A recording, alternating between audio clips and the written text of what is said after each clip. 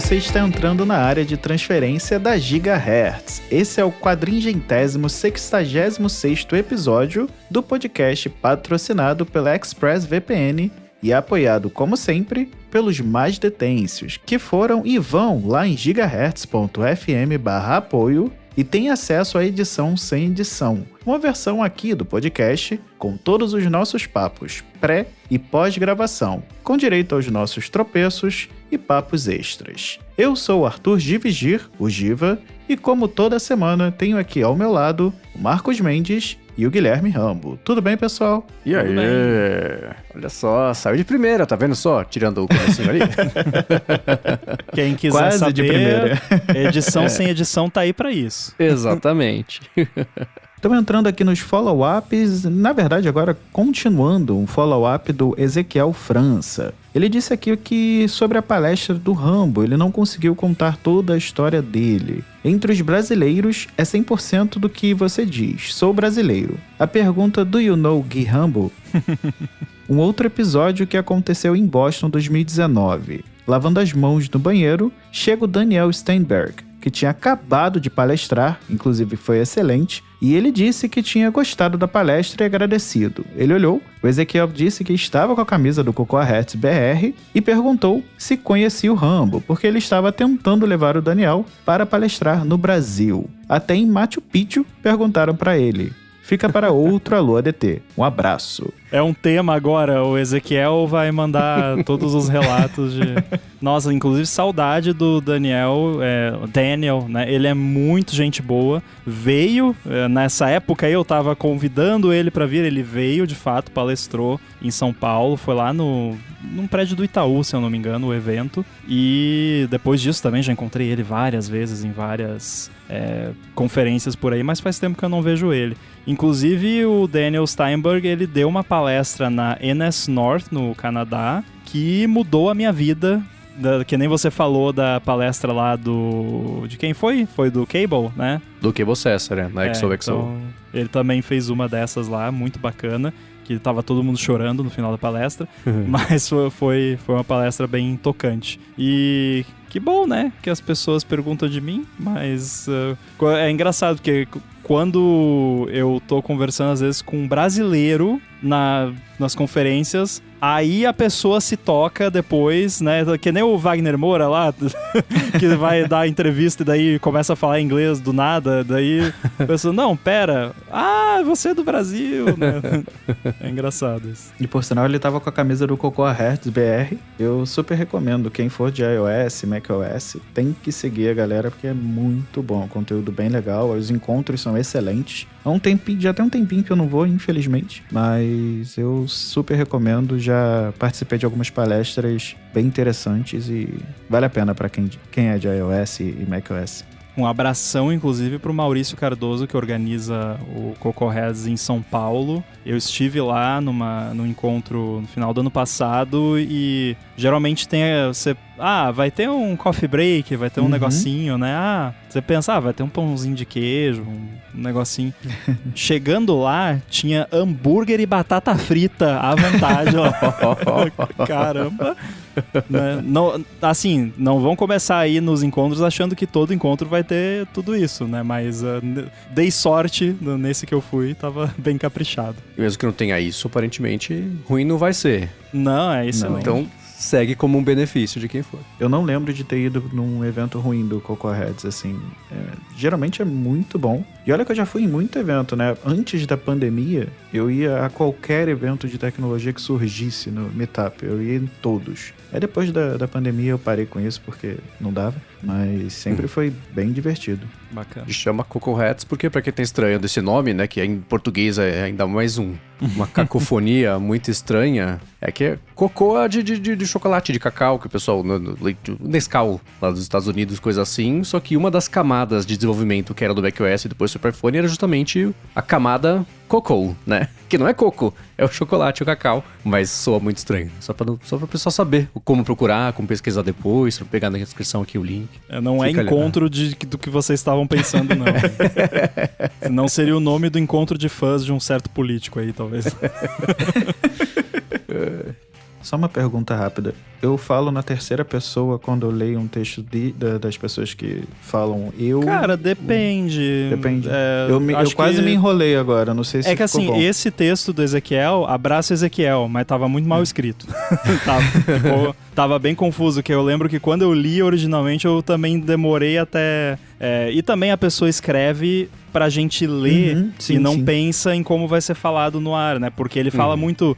Eu tinha visto, ele tinha visto, mas quem viu o quê, pra quem, né? Mas acho que varia de acordo com o texto. Se você achar que encaixa melhor, falar de um jeito, falar de outro. Se for escutar episódios antigos, talvez até dê pra encontrar algum tipo de... Não tem. Padrão nenhum. Não digo padrão, mas tipo, alguma correlação entre o tipo de relato e qual pessoa se usa, né? Não, bizarro que eu escuto, eu já escuto, participo aqui da TT há anos e tô fazendo pergunta de iniciante mesmo, porque é uma coisa. Mas é o tipo de coisa que a gente só pensa na hora que a gente tem que resolver, né? Geralmente na pauta, o que eu faço quando dá tempo é formatar o texto para facilitar a leitura. Então adicionar pontuação, para tentar facilitar, para não ter que o cérebro ter que decodificar na hora enquanto fala, para garantir que você tá sendo entendido, etc. O que eu faço é, quando os textos são muito mais compridões, aí ele segue. Aí ele disse, aí ele falou, e volto pra primeira pessoa, pra poder dar essa sequência aqui, mas vai do que parecer mais natural. Só colocar um disclaimer, já que isso foi em on, eu conheço o Ezequiel França pessoalmente, meu amigo, então por isso que eu me sinto confortável em criticar a escrita dele de uma forma jocosa aqui no ar, porque eu sei que ele vai dar risada disso. Porque senão depois já vem o filho, o Rambo falando mal da... Não, é um conhecido. Mandem seus e-mails para Guilherme. Exatamente. Bom, seguindo aqui, vamos falar agora do Thales. Ele mandou uma mensagem pro Rambo. Rambo acertou novamente um Open Claw, porém implementado com segurança e performance. Não é o Frankenstein que a Open Claw se tornou, o Zero Claw. E mandou um link do GitHub para esse novo projeto. Divertido, eu acho engraçado como o pessoal tem mania de fazer isso, né? Pegar, tipo, um projeto que tem alguma deficiência bem evidente e fazer meio que a contraproposta. Eu só não sei por que o pessoal acha necessário colocar um nome parecido. Porque... sei lá, eu acho meio baixo nesse caso, né? Eu que semana passada tava defendendo falar mal de concorrente na propaganda, mas isso não é uma propaganda. Mas enfim, eu dei uma olhadinha lá no repositório do Zero Claw e achei bem interessante a proposta. E tem várias das coisinhas que eu mencionei meio por cima que eu faria se eu fosse fazer um negócio desses com um pouco mais de segurança. Então, assim, não revisei o código pra ver se tá bem feito, isso aí não é o meu trabalho, mas a proposta, pelo menos, eu gostei. Eu vou dar uma espiadinha com calma. E assim, né, falando sobre o lance do Open Claw nessa última semana, eu não acompanhei muito de reverberações e pouca notícia que eu vi ao longo dessa semana, mas uma que eu mandei pra vocês, não sei se eu mandei tarde demais, se vocês já sabiam, se eu fui o último a saber, tipo o comediante entrevistado lá do Conan, falando sobre o Epstein e a Ghislaine Maxwell, que tá preso. Não, tá presa, você tá louco?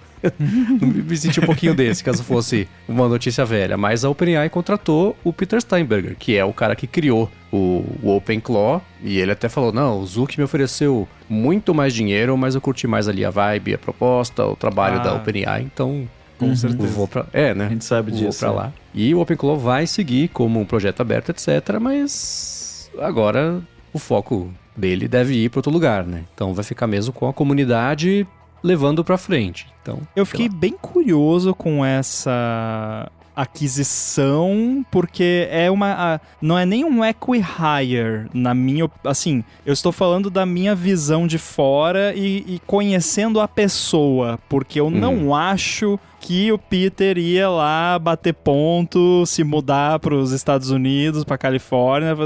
Ele não me parece uma pessoa que se interessa nisso. Então, para mim, tem mais uma cara de aquisição de queremos adquirir esta pessoa para que ela não faça isso em outro lugar.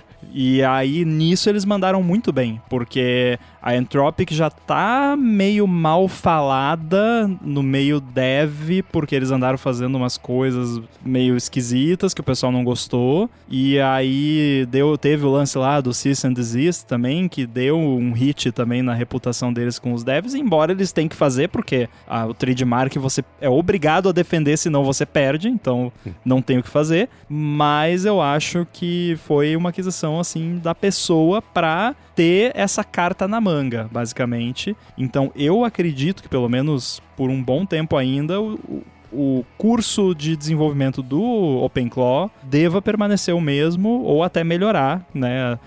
Agora talvez ele tenha tokens infinitos, né? O Peter, para fazer o desenvolvimento, os testes dele e tudo mais. E não foi só ele, né? Foi uma equipe boa que estava trabalhando com ele, os mais chegados ali. E pelo menos o que o Sam Altman falou foi, né? Mas legal, o OpenClaw, ele vai ajudar a desenvolver a base para a próxima era de agentes aqui da OpenAI, etc. Então, não sei o quanto ele vai ter de tempo, pelo menos oficialmente, para se dedicar mesmo, né? A isso e a fazer. Mas pode ser também isso que você falou, Rambo, de contrataram, não para deixar na geladeira, mas para impedir que os outros, que a Meta contrate, que a Anthropic contrate, que foi o que a Meta fez. A Meta varreu o mercado. Aí, óbvio, né, que as pessoas depois de 6 meses estão percebendo que lá não tem muito futuro e estão indo embora, né? O Matt Veloso, inclusive, que era da Microsoft, bateu um papo com ele semanas antes dele ir lá pra Meta, no IA Sob Controle. O papo não foi sobre isso, foi sobre na Microsoft, principalmente ali, que ele foi conselheiro do Nadella chegado, assim, sabe? E, putz, foi pra lá, ficou um tempinho e agora falou, gente, tô saindo, obrigado, etc. Agora eu vou ver o que eu vou fazer aqui da minha vida. Ele postou, acho que foi no LinkedIn. E não foi só ele, um monte de gente que eles contrataram, primeiro, o cara, assim, quer ver quanto eles gastaram? Eles contrataram um pesquisador de IA da Apple por um valor de mais de 1 bilhão. Acho que foram 2 bilhões de dólares. E isso ao longo de X tempo, ligado com desempenho, não é o Pix ali de boas-vindas. Mas eles fizeram isso com muita gente, de todas as empresas. E uma das especulações foi, não é para tentar montar o time das estrelas e ver se conseguem fazer a próxima IA que vai mudar o mundo. É para as empresas não terem cérebro, gente, mão, braço, assim, base para conseguir fazer as coisas. Então, para congelar o mercado mais do que qualquer outra coisa. E muita gente agora tá começando a perceber isso e tá saindo depois de 3, 6 meses, né? Então vai ter o êxodo grande aí, em breve da Meta, mas eles fizeram, sem dúvida, foi isso. E a gente já falou, eu já falei que, né, todo mundo tem seu preço, isso é fato, mas assim, o cara já é milionário. Ele se aposentou, ele vendeu a empresa dele e se aposentou, milionário. Então, eu sei que ele não compactua com os ideais da Meta. Então, para você aceitar ir trabalhar num negócio desse, teria que ser uma compensação financeira muito grande. Mas se você tem asco da empresa e você já é milionário, às vezes não existe valor no mundo que faria você trabalhar lá. Tipo, Meta, você tá me ouvindo aí? Quiser me contratar? Dependendo de quantos milhões forem, eu engulo o sapo, como diria o livro da Bia, né? A arte de engolir sapo. Eu engoliria o sapo, porque pagando bem, né? Mas se eu já fosse milionário, tipo, mas vão te pagar 1 bilhão. Tá, mas eu já tenho 300 milhões, pra mim tá bom, né? Eu vivo falando aqui que eu nunca vou ser um bilionário, porque eu me satisfaço com menos, então não precisa tudo isso. Dá muito trabalho. Saiu hoje, eu vou tentar achar e coloco aqui na descrição um texto que falava exatamente isso, que a gente tá numa etapa em que esse pessoal todo dia já ganhou tanto dinheiro que o dinheiro deixa de ser motivação. Não é uns milhõezinhos a mais que vai fazer a pessoa ficar aqui ou ali. E mesmo nesse caso da Meta, o cara assim, deve passar, que nem eu acho que frio deve ser assim, depois de menos 60 tanto faz. Depois de que você tem dinheiro suficiente para a sua geração e para a próxima, e mesmo que a próxima não faça nada da vida, vai sobrar dinheiro, tanto faz. O cara vai receber 2 bilhões de dólares. Dinheiro não existe, você não consegue conceber o que são 2 bilhões de dólares que você vai receber. Aí você olha e pensa na situação de um cara desse, sei lá, já tem os meus, que seja 8 milhões? Já tá bom. E falar, quer saber? Eu ficar vindo aqui pra ficar puxando o saco de Mark Zuckerberg todo dia, pra ficar eu mais 65 outras pessoas tão ou mais qualificadas do que eu, de mãos abanando, porque ele quer botar o Meta AI no WhatsApp pra mostrar anúncio? Eu não. Aí faz o quê? Sai, monta a sua empresa de inteligência artificial com foco em segurança e privacidade, levanta 20 bilhões, que foi o caso da empresa da Mira Murati, que saiu, que foi CEO da OpenAI por 40 segundos, né? No fim de semana da loucura lá montou a empresa, Thinking Machines Labs, aí conseguiu uma avaliação gigantesca, sem um produto, sem nada. Agora tá saindo gente de lá. Tá chacoalhado esse mercado, né? Mas é um mercado que dinheiro perdeu o valor. É a motivação e a vontade de tentar fazer alguma coisa que seja tão grande quanto o que apareceu faz 3, 4 anos e parece estar acelerando. Eu lembro até que estavam comparando essa situação com a NBA, porque o passe, muito entre aspas, né, de um desenvolvedor de IA desse nível já estava mais alto do que de alguns jogadores da NBA. E aí a galera começou a fazer essa comparação, que era mais caro que você contratar um jogador. E aí falaram muito sobre esse movimento, né? Que não parou ainda, mas está se tornando insustentável. É curioso que acontece um fenômeno parecido com o que acontece com o que causa a inflação, no fim das contas, né? Porque, tipo, tá todo mundo com tanta grana e sendo tão bem pago que, tipo, tá tudo distorcido, assim, os incentivos estão distorcidos e meio que nada vale mais nada porque todo mundo já tem tudo e tá, tipo... Você dá presente pra uma pessoa que já tem tudo. Que presente você vai dar? Não tem presente, né? O presente é estar presente, né? Enfim, é curioso isso, mas é questão de tempo até as coisas acalmarem. E por acalmarem, eu quero dizer explodir a bolha e aí a gente vê o que acontece. E a tese é, para que explodir a bolha, empresas tipo OpenAI e coisas assim são as que vão se beneficiar mais, porque elas vão ainda ter um pouquinho de caixa para o quê? Comprar GPU, que é o que tá faltando, vai esse bando de empresa que não vai nem ter grana para usar GPU, não tem por que usar GPU, né? Vão ter que vender as GPU para pagar a conta de luz. Exatamente. Bom, sobre o papo dos apps Vibe codados da semana passada, o Gustavo Meira mandou aqui em resposta ao Gustavo, xará dele, o que o Rambo disse muito bem em complemento. Ele mandou um link pra gente do O16G, que a gente vai deixar aqui na descrição. Nunca foi só sobre escrever código.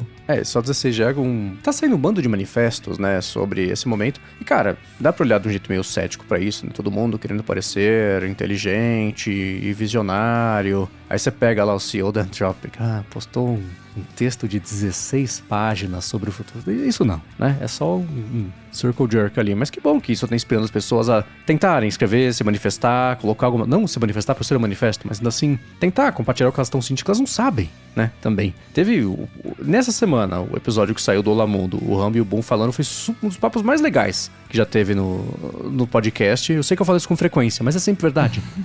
E foi assim, tem um subtexto ali de vocês dois também estarem tateando o que significa, como é que vocês estão se sentindo sobre essa mudança, se saber que mudança que é essa exatamente, entrando na onda, mas não na onda do hype, mas na maré que tá levantando. Então, cada vez que eu vejo alguém tentando de alguma forma escrever alguma coisa para definir o que tá acontecendo, seja de pessoal do esse manifesto aqui que é do O16G, ele tenta estruturar o impacto na intenção humana, a realidade verificada é a única verdade que existe, né? Porque você pode ter os deepfakes, etc. Chega de single player mode, o backlog morreu. Essas frases muito assertivas, elas sempre deixam muita margem pra você estar errado, né? Você deu um tiro pra frente, reto. Pode acontecer 360, então ok. Mas é legal ver tudo isso acontecer, então eu vou deixar aqui na descrição o link pra esse manifesto. E saíram vários, né? Faz umas 2 semanas, uns que chamaram a atenção também sobre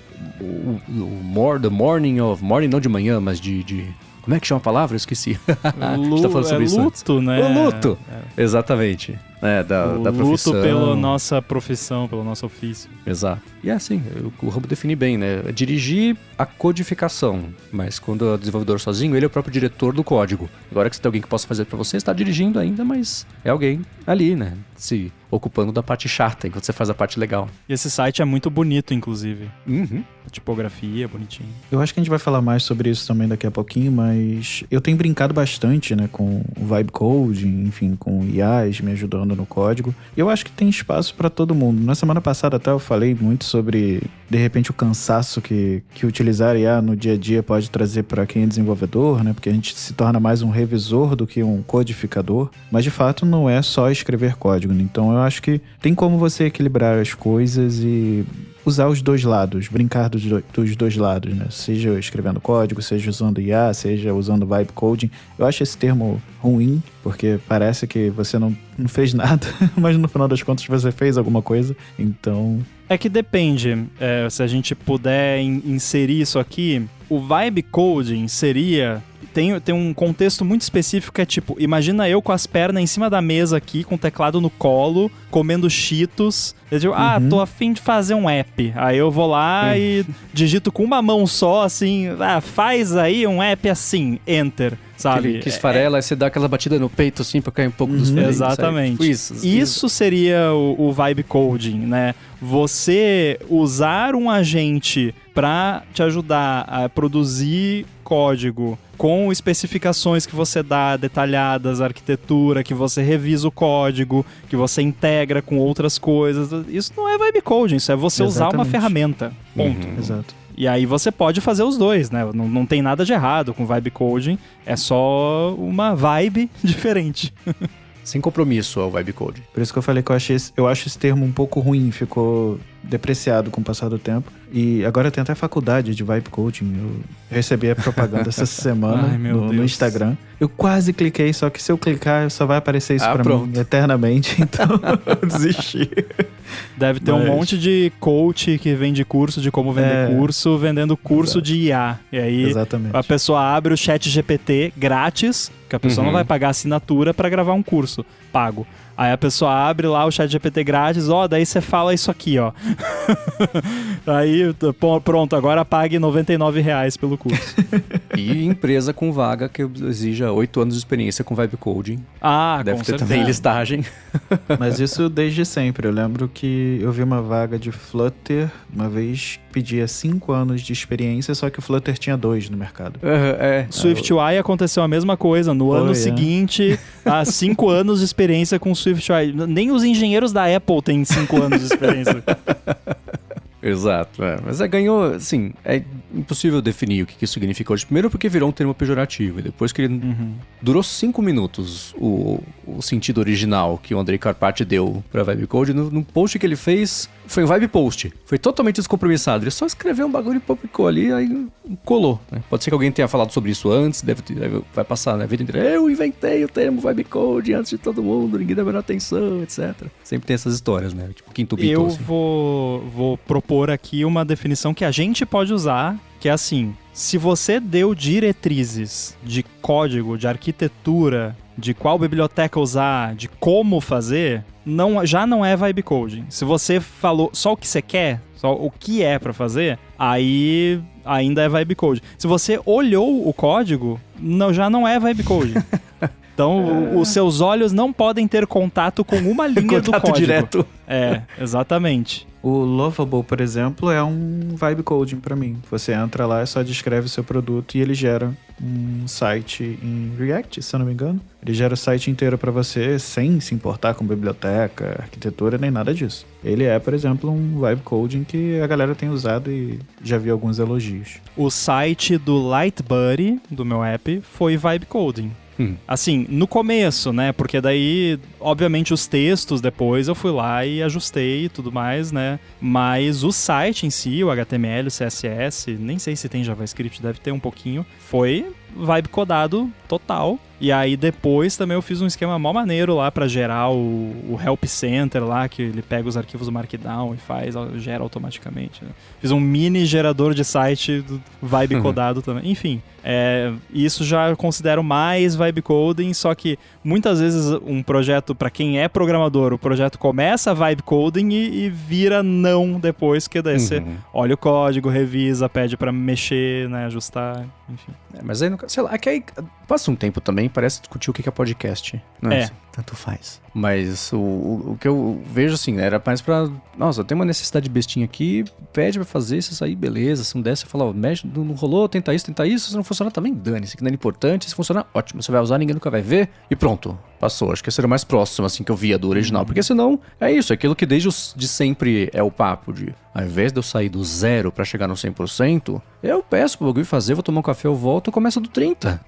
do 20, que seja, se der sorte, do 55, faço menos da metade do trabalho, chegaria lá do mesmo jeito. O Rumble poderia muito bem ter feito o aplicativo, não, o site do Lightbuddy do mesmo jeito, mas usou a ferramenta que tem, então nada de errado com isso. Poderia, mas ia demorar mais tempo e é um gatilho do meu estresse pós-traumático de trabalhar com web na época do Internet Explorer 6.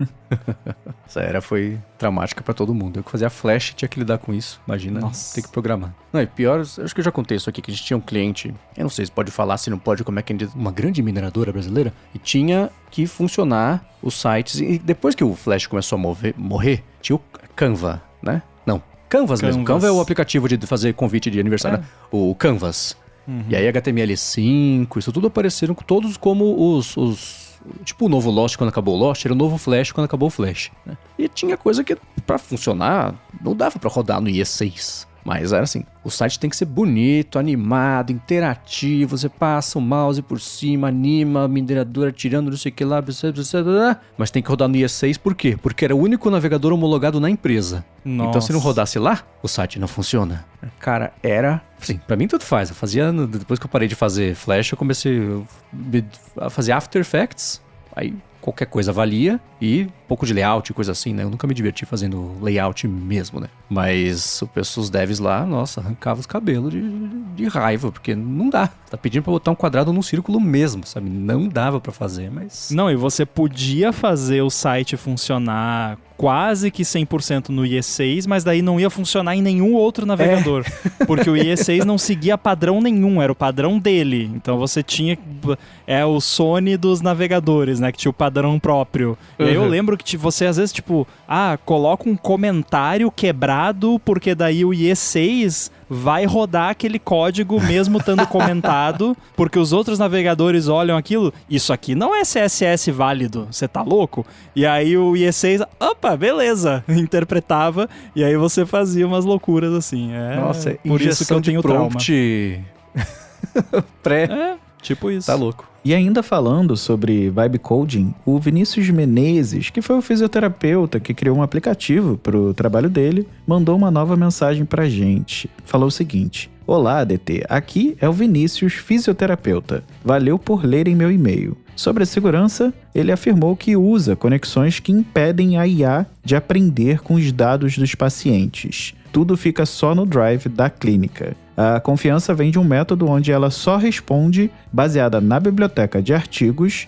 e fontes que ele selecionou, como e-books, PDFs, links de arquivos e outros, evitando que ela invente informações. Ele ainda disse que utilizou o Gemini, Notebook LM e o Colab para fazer isso. Ele disse ainda que está em fase beta e espera depois conseguir expandir para outros físios da clínica, para cada um ter o seu com seus pacientes. E abraços. Abraço, muito interessante a arquitetura. E ele se preocupou com a segurança, que foi uma coisa que a gente falou bastante aqui, né? Achei interessante também que ele... A fonte dos dados são alguns e-books e PDFs selecionados. Isso também é bem interessante. É óbvio que ele ia se preocupar com isso, né? A gente mencionou, é importante sempre mencionar para que outras pessoas que ouçam e tenham a ideia de fazer algo parecido, saibam que é importante se preocupar com isso, né?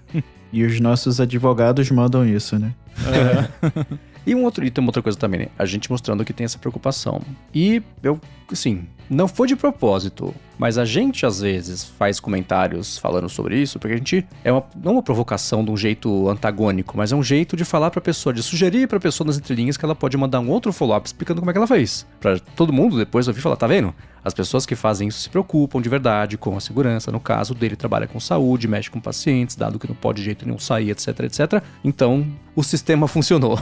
Do que ficou subentendido dessa comunicação assíncrona entre o podcast e vocês todos que ouvem. Mas eu esqueci agora o nome. É um serviço que é tipo um GPT que é só feito com artigos científicos que saem. E o aumento dele, assim, o uso dele também tá bastante nos últimos tempos. Ainda é pouquinho, dá pra comparar com o GPT. Ele tá na casa das centenas de milhares de usuários. Mas cresceu, sei lá, 300% no último ano. Open...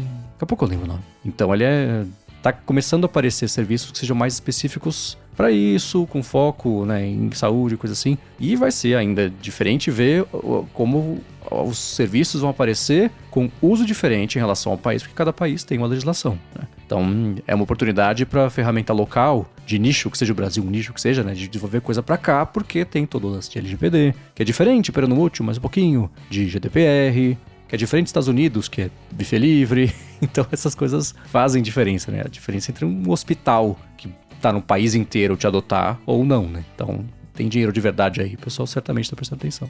Eu posso falar que o que eu gostaria de ver numa infraestrutura que fosse preparada, por exemplo, para dados médicos. Não que a arquitetura do Vinícius não esteja adequada, mas para algo ser adotado em escala, o que eu gostaria de ver seria algum tipo de criptografia ponta a ponta. Claro que não dá para fazer isso com o que precisa ser enviado para IA fazer o processamento, vai ficar aberto no servidor de quem está processando por algum momento, por algum tempo, até terminar de processar, né? Tanto o Private Cloud Compute é sobre isso, né? Mas tem todo um esquema bem mais complexo. Mas assim, eu gostaria que, por exemplo, não houvesse um histórico de todas as conversas que o médico já teve sobre o paciente X ou Y lá no servidor do provedor de IA, basicamente. Que isso ficasse armazenado localmente, ou se fosse ficar armazenado no servidor, que fosse criptografado com uma chave que não fica em posse do provedor. E aí você evita, por exemplo, teve uma brecha de segurança e baixaram todo o histórico de todas as conversas, porque esse contrato que você faz lá, esse checkbox que você opt-out lá de treinamento, você está dizendo que a empresa não pode usar as suas conversas para treinamento do modelo. Mas as suas conversas estão armazenadas nos servidores da empresa, talvez criptografado at rest, né? Mas tipo, a chave tá lá no mesmo lugar que tá o negócio. Então, se alguém conseguir acesso a esses servidores, babou. E as empresas têm safeguards contra isso, mas funcionários da empresa, teoricamente, também conseguiriam acessar essas informações. Alguém que tenha um nível de acesso suficiente poderia fazer isso. Então... Tipo Elon Musk com todo mundo que usa o Grok. Pense nisso.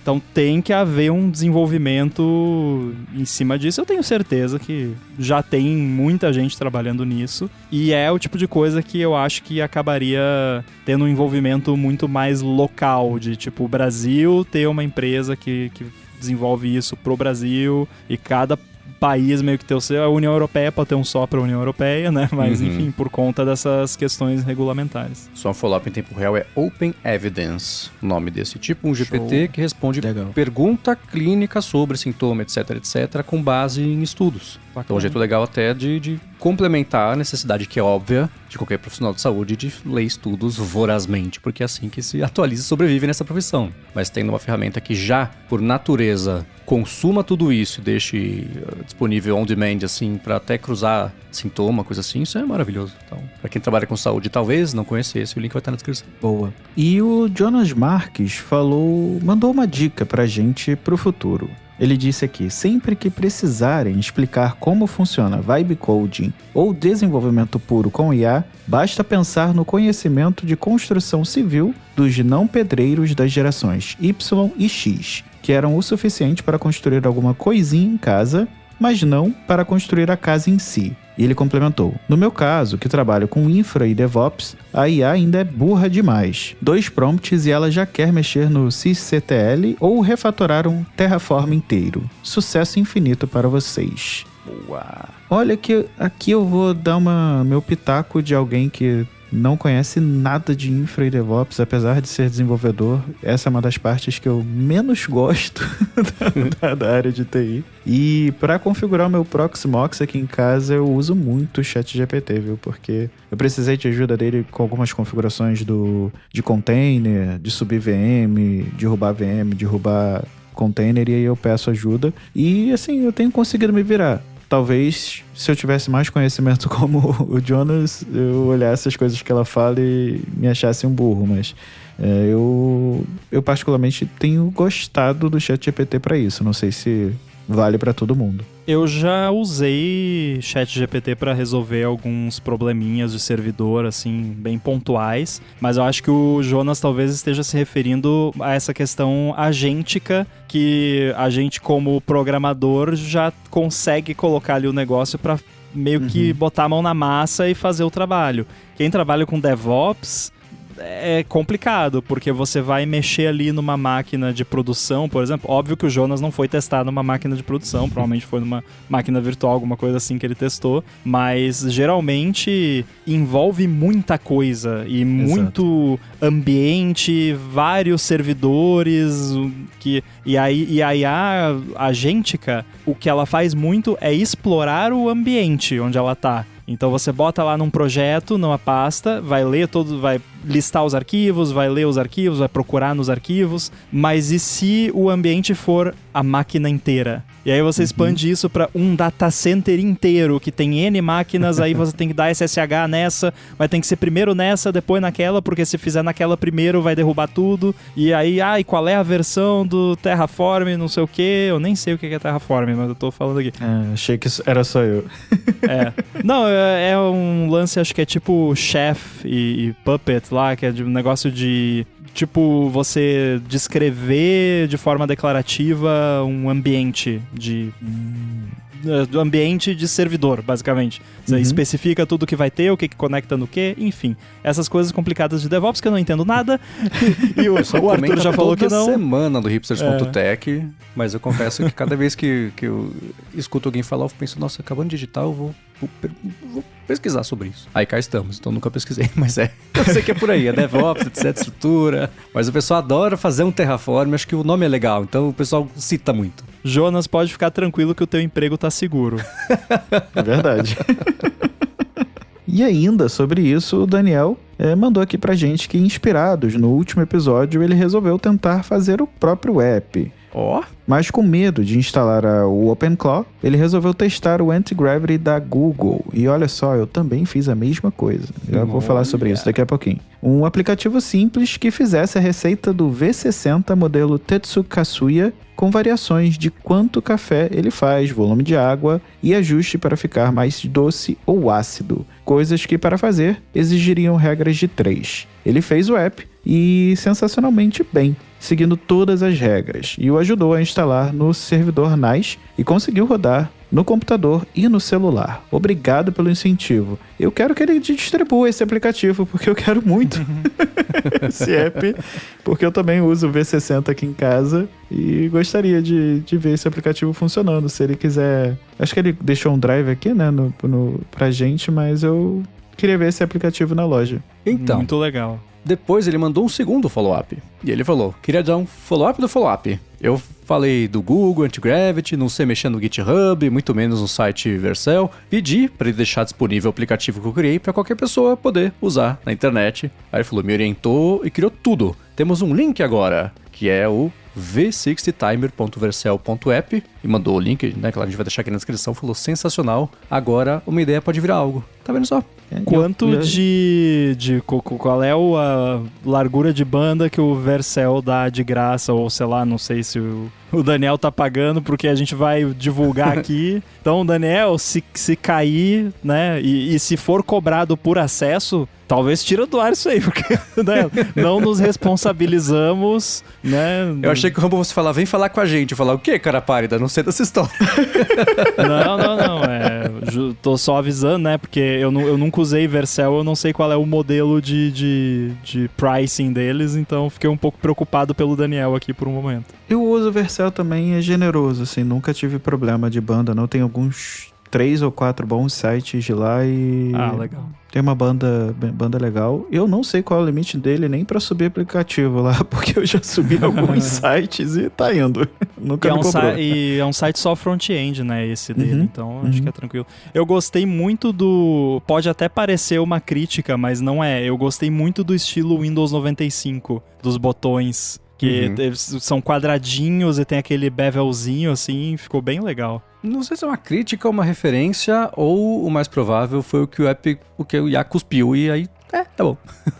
Pode ser uma coisa meio assim, acho que eu ficaria meio perto disso. Assim. Mas ficou com uma vibe café a interface. Você olha pra interface e você pensa café. E o layout tá lindo, tá muito bom. Ficou bem legal e ele é um app, eu suponho que ele tenha sido feito conceitualmente para ficar aberto, bacana, bonitinho no telefone, né? Abrindo ele no desktop, ele fica com aspecto ali de telefone. Mas é grande o suficiente. Vamos voltar àquela conversa, mas não por muito tempo. Esse é o perfeito exemplo do webcoding. Tem essa ideia, tem isso aqui, faz pra mim, cuspiu, beleza, tô usando, que ótimo, funciona. Se não fosse isso, não teria quando esse dá pra fazer. É isso. Então, saiu aí. Me lembrou o meu irmão. Ele é um cara que gosta muito dos processos diferentes de fazer café, e cada vez que eu visito ele tem uma traquitana nova, um negócio novo, a balança com Bluetooth e umas coisas super legais. E aí, aliás, lembra, eu não sei se eu comentei isso em on ou se foi em off, mas quando ele se mudou pro México, que a altitude é muito alta, né? A água não ferve a 100 graus, não chega a 100 graus, né? E aí ele botava água pra ferver com a chaleira aqui de 100 graus e não dava. E lá ele comprou uma que tem pra você estabelecer qual que é a altitude que você tá, pelo menos qual que é o ponto de ebulição da água, pra você poder, né, não passar de achar que vai ferver só com 100 graus e acabar a água inteira. Então, daqui a muito tempo, arqueólogos vão entender a história da humanidade com base nos recursos das chaleiras elétricas, né? Que eu já falei, né, que no Rio Grande do Sul tem a temperatura do chimarrão. Aí, essa aí tem a regulação da altitude. Exato. E ele tem uma nota super bem feitinha que ele fez na mão, pré-GPT, né? Bonitinha das quantidades e o processo, tudo uma coisa linkada com a outra. Aí tem as pastas das notas com super legal. Juntar isso com esse método, o 4x6 aqui que ele fez, assim, dá uma mistura boa. Vou falar pra ele tentar fazer ele. Vai bicodar um app com o banco de dados que ele tem de métodos. É por métodos também, tem um bando de métodos diferentes, super legal. Eu ia falar pra ele colocar a opção da gente guardar, de alguma forma, localmente mesmo no navegador, os cafés, porque isso pode variar conforme o café, enfim, que você tá utilizando. E se ele conseguir colocar isso, acho que vai ficar mais utilizável ainda. Eu com certeza vou usar, porque eu tava pensando em algo assim e curti bastante. O Daniel acabou de aprender a lição que todo dev aprende quando você compartilha com o mundo. Vai levar 30 segundos e vai aparecer aqui e vai lá, você pode fazer não sei o que. E se você fizer só fazer não sei o que, né? Inclusive eu tenho um bug report aqui. Não é exatamente Isso aqui é nível Syracuse de chatice, mas é assim, tem ali o strength, né? Aí você coloca 2, 3, aí no 4 e no 5, dependendo do tamanho da janela do navegador, o texto quebra a linha e aí distorce todo o layout. Né? Assim, o layout continua certinho, mas dá aquele pulinho, fica, né? Dá um faniquitozinho. Então, pede pro Anti-Gravity corrigir isso aí, por favor. Eu tô só feliz que existe, não tem bug reports ainda. E sobre o app que o Mendes Vibe codou, o Douglas Augusto mandou uma mensagem falando que precisa dizer que está impressionado com o fato do Marcos ter chegado ao ponto de ter um repositório no GitHub e estar comitando seu app lá, presumindo... O Marcos também, tá? Presumindo que ele tenha conseguido fazer isso depois da gravação do ADT 465. Ele lembra até hoje do episódio em que o Rambo ensinou a ele como navegar no GitHub e baixar releases de algum projeto por lá. Isso que é evolução. Tá vendo? Agora, eu quero saber se existe. Exatamente. Porque o Douglas fez aqui meio que um bola de cristal, né? Porque... E aí, rolou? Desde a gravação da semana passada pra essa, eu não tive um segundo pra mexer de novo nesse app. Porque você estava viajando.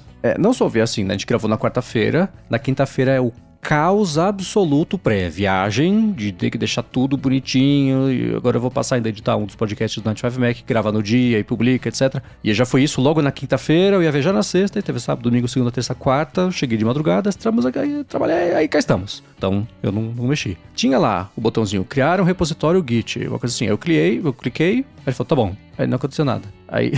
Então, assim, ele criou, aparentemente, uma árvore local pra poder comitar e etc. Preciso pegar isso e jogar lá pra você ver. Você até postou lá no Slack do 95Mac, né? Tá aqui, o Marcos tá me devendo, né? Pra ver o código, etc. Então, mas ainda não fiz. Vou fazer. E até sozinho, eu acho. Aí o Douglas pode ficar mais impressionado ainda. Mas nesse momento, ele segue... Aqui tá funcionando o app, o que é incrível. Mas até agora não saiu o maldito Xcode 26.3. Nossa, verdade, né? É verdade. Então. Já saiu o beta do 26.4 e o 26.3 não foi lançado ainda. Exato. O motivo pelo qual eu criei esse bagulho... Eu não, né? Assim, você foi gentil, Douglas, a falar que o Vibe Codeiro. Eu fiz nada. Não, então, isso é Vibe Codeiro. Ok, exato, né? Então... Mas Você sim. trouxe a vibe e ele trouxe o code. Exatamente. Inclusive, se você pedir pra ele comitar, adicionar, criar repositório, ele faz. Uhum. E foi um experimento que eu fiz aqui também. É que pra você mandar pro GitHub, aí tem um setup prévio, Isso, que se você já não tiver feito... Mas existe uma ferramenta de linha de comando do próprio GitHub que você pode instalar, e aí você pode inclusive pedir ajuda para como você instala, como que faz login. Aí depois que você tiver isso configurado, que você só faz uma vez na vida, aí é só você falar para ele, cria um repositório no GitHub, nomeia ele assim, assim, assim, cria um README, mas não faz parecer uma propaganda de marketing e não coloca emoji, porque senão o README fica horroroso. Enfim, aí você consegue subir lá. Se você não quiser ir pela linha de comando, dá pra pedir pra ele abrir o navegador e fazer pra você também. Eu brinquei com isso e... eu me assustei. Mas eu consegui fazer isso no final de semana também. No Codex aqui eu tentei achar um jeito na configuração de onde linkar com o meu GitHub aqui, mas não consegui. Então depois eu procuro com mais calma. Inclusive, eu nunca usei o modo agente lá do ChatGPT. Aí ontem o Rafa veio me mostrar que ele usou o modo agente do ChatGPT para conseguir desconto numa loja. Nossa, que legal. Ele queria comprar uns negócios numa loja lá e aí não tinha cupom, aí ele botou lá, acha aí o cupom com o maior desconto que você conseguir. Conseguiu um cupom de 15%. E aí ele foi lá porque, enfim, ele achou na internet, só que daí o modo agente, ele abre o site e testa os cupons. Exatamente. Muito bom. Fiz isso usando os dois, né? O Comet da Perplexity e o da OpenAI, que eu já esqueci o nome. Atlas. Atlas. Eu sabia que era alguma coisa também sobre navegação, né? Mas ele nem usou o Atlas, ele usou só no app do ChatGPT mesmo, o modo agente. Então, é que quando eu usei não tinha isso. Mas esse é um excelente uso. É assim, procure, ache batches de 10 em 10 cupons e teste todos e não pare até que um funcione, que seja um desconto bom. Ele vai e aí ele vai. O site. Fazer um SQL injection. O site tá bloqueado pra você e você não sabe por quê, né? Mas eu usei e funcionou também. O modo agente no próprio app do ChatGPT é engraçado que o chain of thought dele tem lá o que ele tá fazendo, mas aí aparece também a janelinha do navegador com um cursor gigante assim. Agora eu vou clicar no botão cupom, sei lá. É muito engraçado. É legal esse.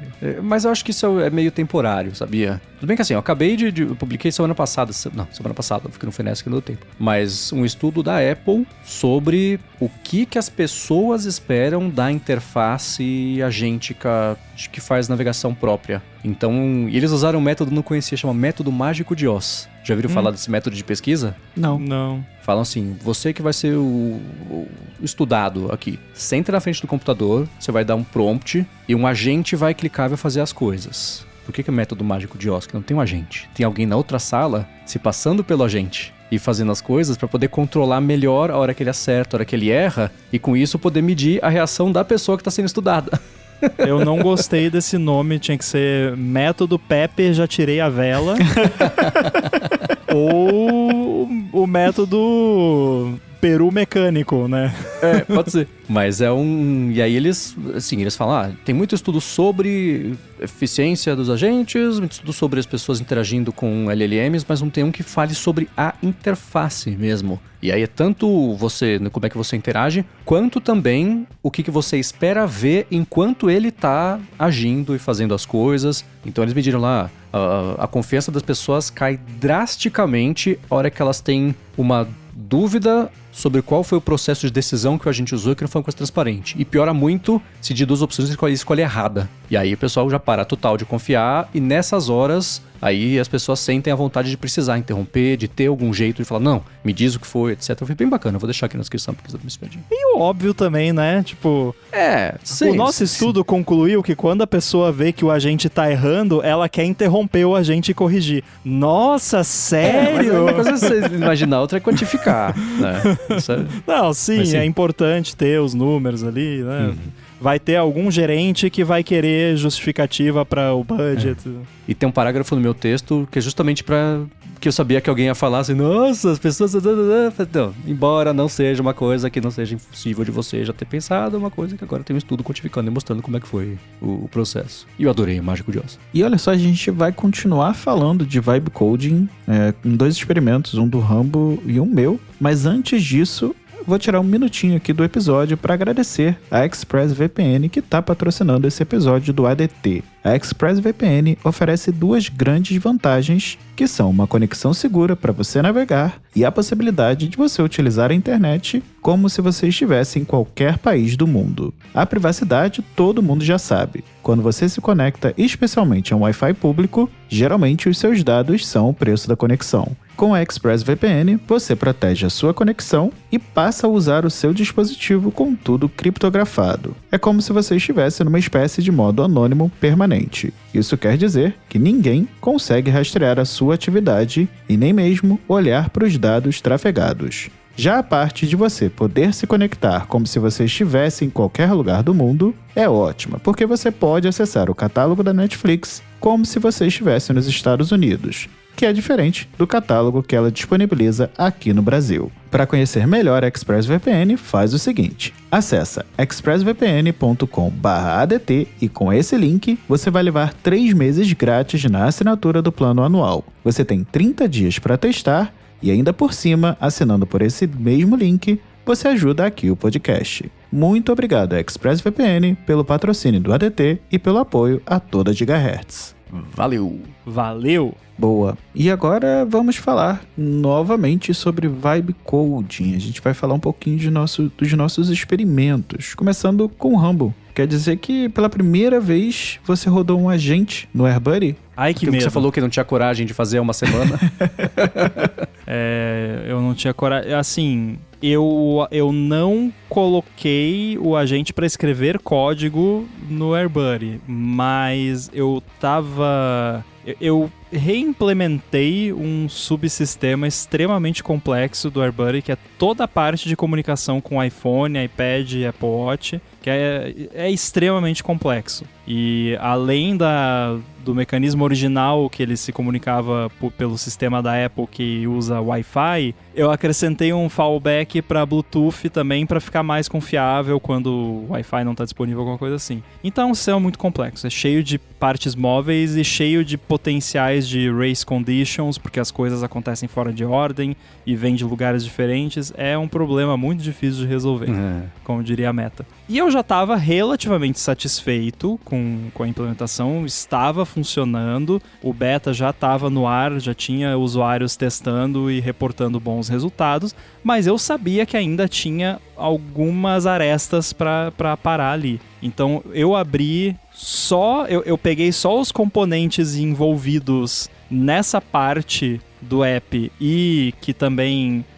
tudo que eles usam como dependência minha ali, para ele ter um overview bacana. Juntei tudo num lugar para não estar todo o app lá, todo o código disponível, e aí eu coloquei o codex. Falei para ele fazer uma análise detalhada. Primeiramente, a primeira coisa que eu falei: você não vai escrever nenhum código, não vai editar nenhum arquivo. Comecei assim: faça uma análise detalhada, eu estou reimplementando essa funcionalidade, expliquei tudo. Faça uma análise detalhada da arquitetura, de como foi implementado, de todos os aspectos, desde segurança até fluxo de dados e potenciais de race conditions, e os failure modes, que é tipo não tem como traduzir, os failure modes do negócio. E aí ele ficou um bom tempo mastigando ali e montou um overview, né? Porque eu queria primeiramente ver se ele ia entender o que ele tava lendo ali, se ele ia conseguir explicar, porque eu sei como é a arquitetura, foi eu que fiz, mas eu queria saber se ele ia explicar direitinho, e aí ele explicou direitinho, tava bem correta a explicação, e montou uma tabelinha de coisas que poderiam acontecer em qual sequência pra dar ruim, basicamente. E o que aconteceria, qual o nível de impacto, não falhas de segurança, bugs mesmo. Tipo, se isso aqui acontecer e isso aqui acontecer nessa ordem e dá 9 fora, isso, dá ruim. Aí, beleza. Aí eu fui... Alguns dos problemas que ele apontou eram meio... nada a ver, assim, porque tem alguns failure modes que só acontecem em desenvolvimento, não aconteceriam em produção, então tanto faz. Aí eu aceito o risco, mas os que ele apontou que eu vi que de fato eram bugs, eu pedi para ele propor 3 alternativas de como poderia ser melhorado, mas não código, conceitualmente. Me explica como que eu poderia melhorar isso aqui. E aí ele fez, e aí eu fui lá e implementei. E aí, depois de eu implementar, eu falei, tá, fiz isso aqui, e agora? O que você acha? Eu acho que ainda dá pra fazer melhor isso aqui. Beleza, fui lá. Então, eu usei ele como um colega chato, que vai achar defeito em tudo que eu faço. E eu gostei muito da experiência. Realmente, assim, foi uma experiência bem bacana. Ele, de fato, encontrou um erro gravíssimo que eu tinha cometido, que é o tipo de coisa que se eu tivesse um colega revisando o código, com certeza teria pego, porque era muito idiota. Eu até mandei pro Casey do ATP lá, porque ele tava falando sobre isso também, sobre usar no call sheet. Daí eu mandei. Era um caso onde tinham várias condições, e em determinadas condições, if, else, e se acontecesse tal coisa, ele tinha que fazer uma coisa. E aí tinha lá, eu coloquei um log, um logger.debug, aconteceu tal coisa, vou fazer tal coisa. Só que eu não botei a chamada pra fazer a tal coisa. Tipo, eu botei o log, mas não botei, né, a chamada que tinha que ter. E ele apontou isso, porque óbvio, né, que ele ia apontar isso. Olha aqui, ó, o que eu achei aqui. Daí eu, meu Deus, que vergonha. Que bom que é uma IA. Aí, enfim, corrigi isso. Esse foi o erro gravíssimo que eu comentei, assim. O impacto final não era tão grande, mas era algo que impactaria a confiabilidade de uma forma muito sutil. E como que quando alguém manda um bug report com diagnóstico, o que eu recebo no diagnóstico? Logs. Aí ia vir lá os logs, eu ia ver lá, aconteceu tal coisa, estou fazendo tal coisa. E eu, mas ele falou que tá fazendo aqui, então tá tudo certo. Fez. Então... Aí imagina o tempo que eu ia levar até perceber que tava lá no log que a pessoa mandou que ele ia fazer tal coisa, mas ele não fez a tal coisa. Talvez tem outros logs que apareceriam por conta desse processo que eu ia perceber, mas ia demorar muito pra perceber. Então, tô gostando. O que eu quero fazer é a próxima vez que alguém mandar algum bug report primeiramente, que eu vou ter que ver se não tem nenhuma informação potencialmente da pessoa no log, porque daí eu não posso mandar pra LLM. Mas os meus logs já são bem redacted, então não tem informações pessoais nem nada. Se eu conseguiria, tipo, mandar os logs pra ele, dentro do contexto do projeto, e falar, debuga. Fala pra mim o que aconteceu aqui e propõe uma solução. Não sei. Vou tentar fazer isso quando chegar um report que eu ache que se encaixa. Mas eu gostei desse workflow. Eu não quero botar ele ainda para mexer no código mesmo, porque primeiro que é um code base grande e é uma arquitetura complexa. Eu acho que ia encher a janela de contexto muito rápido. Então acho que os resultados não seriam muito bons. Mas vamos ver, de repente uma hora dessas eu me animo e pelo menos faço uns testes. É o vibe sem coding. Vibing. Vibe reviewing, sei lá. Vibe reviewing. Vibe ducking, né? Que é o rubber duck É verdade, debugging. boa. Pode crer, hein? É verdade. Esse você pode falar quando Quando virar um termo super conhecido, falando, no DT número 466, eu falei esse termo WebDuck. E aí, só pra tirar da frente da minha parte aqui, porque eu quero saber do app do Giva aqui, que as pessoas vão poder baixar o app, inclusive, porque está na App Store, já dando spoiler aqui. Mas eu fiz pelo menos um projetinho, que é uma ferramentinha que eu já queria há muito tempo. Aí a gente entra mais na vibe de vibe coding mesmo. É uma ferramentinha que eu queria ter muito tempo. É uma coisa bem específica, bem chata de quem mexe com coisa de pesquisa de segurança e quer estudar APIs privadas da Apple, porque você mexer com API privada em Objective-C é moleza. Você mexer com API privada em Swift é um inferno. Porque Objective-C é tudo texto, basicamente.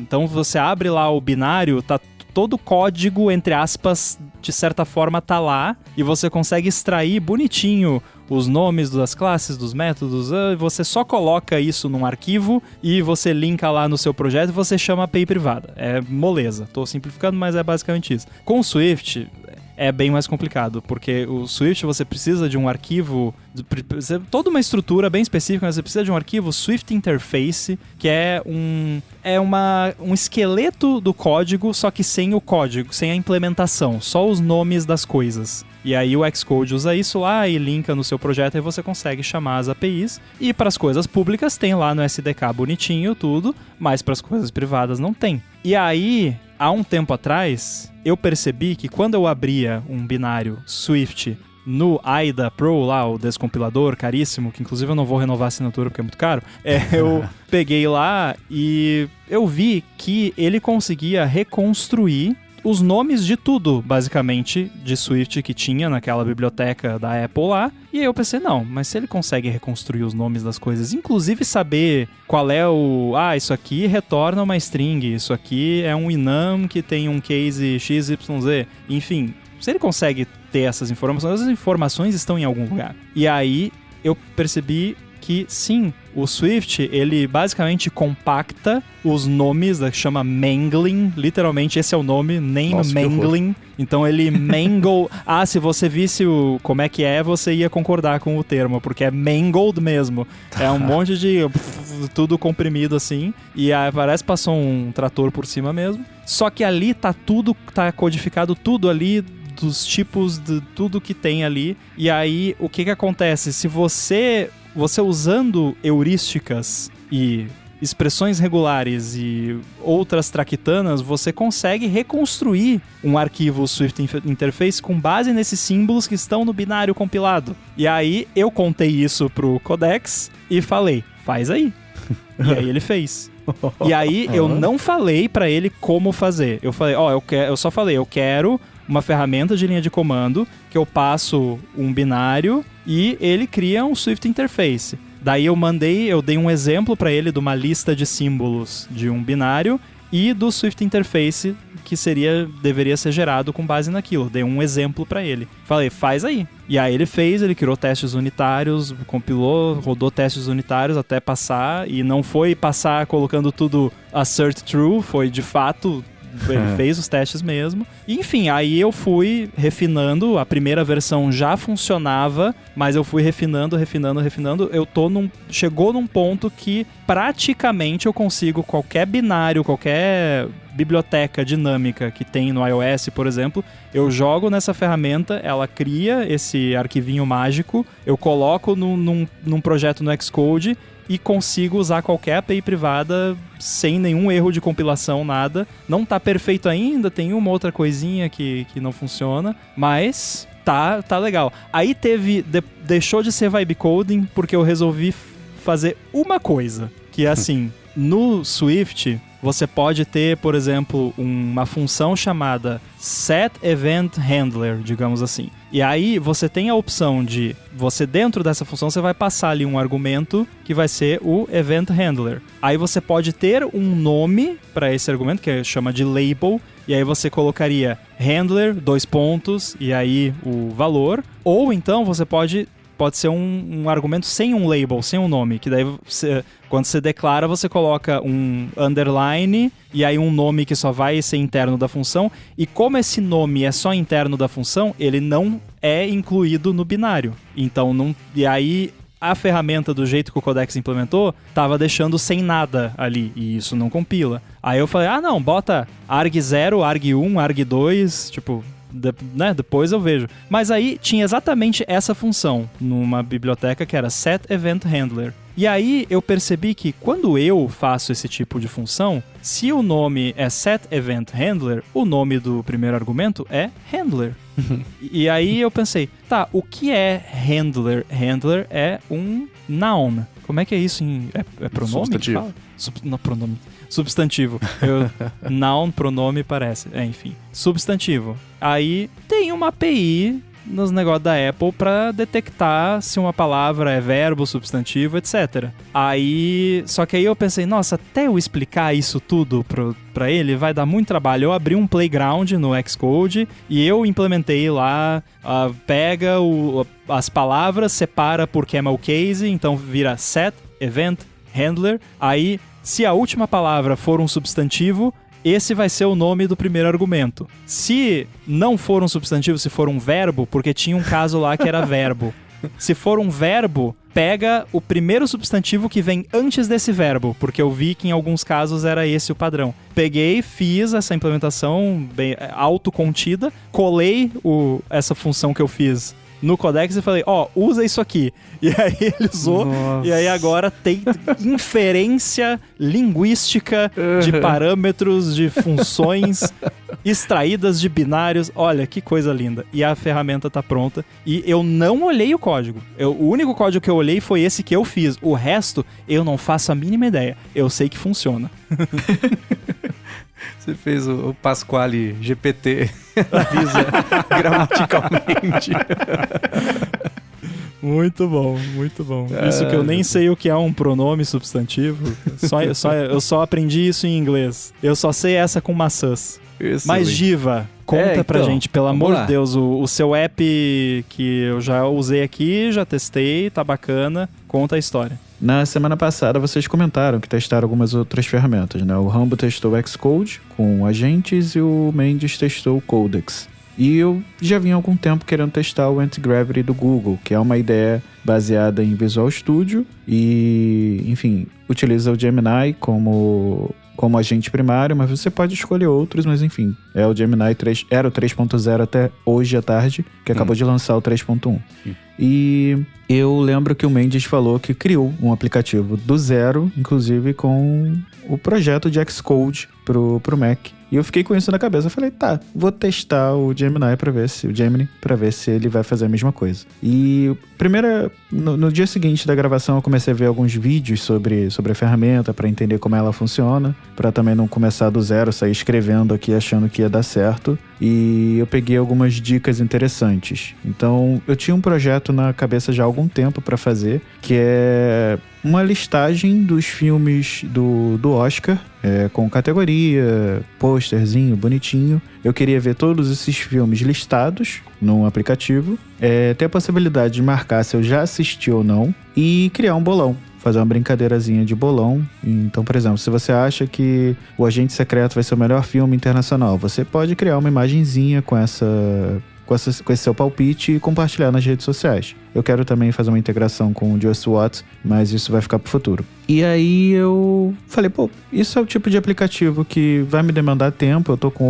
outras ideias na frente. E aí no domingo eu resolvi sentar aqui no computador para levar essas outras ideias. Abri o Antigravity e falei com ele, comecei a conversar com ele para fazer o aplicativo. A primeira coisa que a gente faz quando vai fazer um projeto desse muito grande é gerar um README, né? Que é um arquivo em Markdown que você cria basicamente os prompts do que você quer. E aí entra muito naquilo que o Rambo comentou agora há pouco, de que não foi só colocar a ideia e esperar que saísse do outro lado. Não foi isso que eu fiz. Eu defini a arquitetura, falei qual era a arquitetura que eu queria, quais as bibliotecas que ele poderia utilizar, conexão com o The Movie Database, que é uma plataforma uma API aberta de filmes, séries, enfim, que você consegue buscar as informações. Eu defini que ele deveria criar diferentes bibliotecas com parte de interface, parte de serviços. Então eu fui definindo todos os pontos de arquitetura do projeto. Defini também as funcionalidades.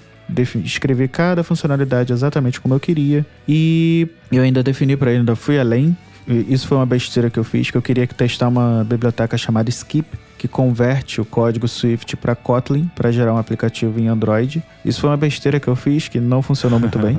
Mas enfim, tá lá. E aí eu peguei esse textão, joguei no ChatGPT, pedi para ele transformar em um Markdown bonitinho, complementar com firulas pro texto ficar bonitinho, devolvi pro Antigravity e em seguida eu criei também uma pasta de inspiração. Nessa pasta você pode colocar prints de aplicativos de referência, sites, como eu já tinha brincado no Lovable para testar como é que ele funcionava, então eu já tinha uma ideia do que eu queria por causa dos filtros, né? Porque eu quero filtrar, por exemplo, pela categoria de melhor ator, melhor atriz. Então eu já tinha criado ali uma telinha no Lovable do jeito que eu queria a partir de um site. Eu coloquei nessa pasta de inspirações vários prints e falei para ele, gera o aplicativo para mim. A primeira interação que eu tive foi um aplicativo sem o arquivo do Xcode, né? Que ele gera um .xcode project, eu sempre esqueço o nome, Xproject, se eu não me engano. Xcode Proj. Isso, perfeito, obrigado. Ele não criou esse cara. E aí eu falei, não, mas tá faltando coisa aí, né, amigo? Vamos melhorar esse seu trabalho. Quantos litros de água gasta pra gerar um Xcode Proj? Porque o Marcos talvez não sabe, pra quem não sabe, mas esse arquivo do Xcode é um arquivo que define o seu projeto e é um formato bem pesado, assim, tem muito texto, é denso e não é um XML, uma coisa padrão, assim, é um formato bem do Xcode mesmo, que vem desde a época do Project Builder, tanto é que o arquivo lá dentro é PBXproj, que é do Project Builder, né? Enfim, e aí por isso que eu brinquei do negócio da quantidade de água, porque é um arquivo complexo pra IA gerar. Lembra que eu comentei do Skip? Eu acho que esse foi o meu erro, porque o Skip ele gera um projeto em package do SPM. Ele não gera esse projeto buildável do Xcode. E pra quem não sabe, não tem como você criar um app de iOS com um Swift package. Você precisa de um projeto do Xcode. Exato. E aí ele falou assim, ele foi até meio preguiçoso, que ele no final ele virou pra mim e falou, você agora cria o seu aplicativo e adicione esse SPM. Eu falei, não. Eu quero que você faça o trabalho completo. Aconteceu isso comigo, eu mandei pra vocês hoje, né? Que eu tava fazendo com o Codex dentro do Xcode, e aí... Não era o Codex, era o Cloud. E aí ele... eu preciso que você faça um negócio aqui, clica aqui, vai aqui, não sei o que. Poxa, que coisa, não? Mas pra quem tem o Xcode e quer fazer alguma coisa parecida, eu sugiro você criar o projeto em branco no Xcode e começar dali. Eu geralmente faço assim, eu crio lá o projeto em branco, o template padrão, e aí você está num projeto template padrão do Xcode, porque daí facilita um pouco. Mas eu gosto também de ver a galera se aventurando, que nem o Marcos, que daí ele gerou o projeto do nada. Exato. E a minha ideia era essa, eu queria ir além com a IA e falar, não, quero ver o que você consegue fazer. Sendo que, lembre que eu tava mexendo em um outro projeto e esse era só faz aí. Eu não queria olhar código. Mentira, obviamente eu olhei porque eu não aguentei. E ele começou a gerar o código bonitinho e eu comecei a olhar, vi algumas coisas ali interessantes.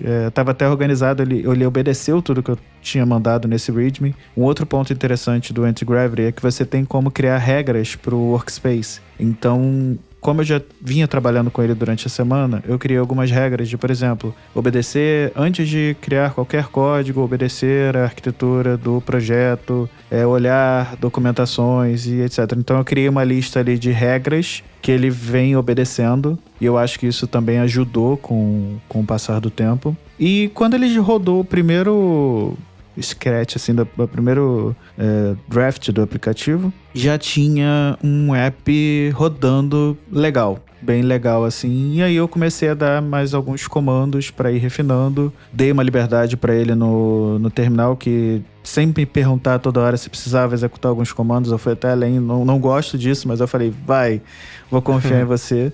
que a partir daquele momento já não tinha nada muito agressivo, então eu confiei. E ele foi gerando o aplicativo, foi fazendo as funcionalidades, eu fui conectando tudo e a coisa fluiu. Eu levei metade da manhã, mais ou menos, nessa brincadeira. Eu estourei minha cota do Gemini.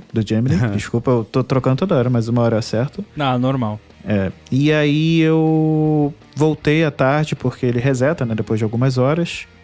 Pedi novamente, e à noite, quando eu vi que o aplicativo estava funcionando muito bem, eu falei, cara, quer saber, eu vou publicar isso aqui. Porque eu olhei o aplicativo e falei, eu usaria esse aplicativo. Ele ficou bonitinho, não é? Lindo, maravilhoso, tá? Cara, ficou bacana, de verdade. Eu mexi nele aqui, tá bem legal. E eu pedi pra ele obedecer essas cores que estão ali no aplicativo, então ele obedeceu, ele gerou ali no prêmio de cinema esse efeito de cor, né, do amarelo pro laranja, foi ele que fez. Bacana também. E eu achei isso muito legal. Então eu falei, poxa, legal, vou publicar. E aí foi onde eu fiz a maior besteira da minha vida, que foi querer mexer na splash screen e colocar um vídeo animado na splash screen.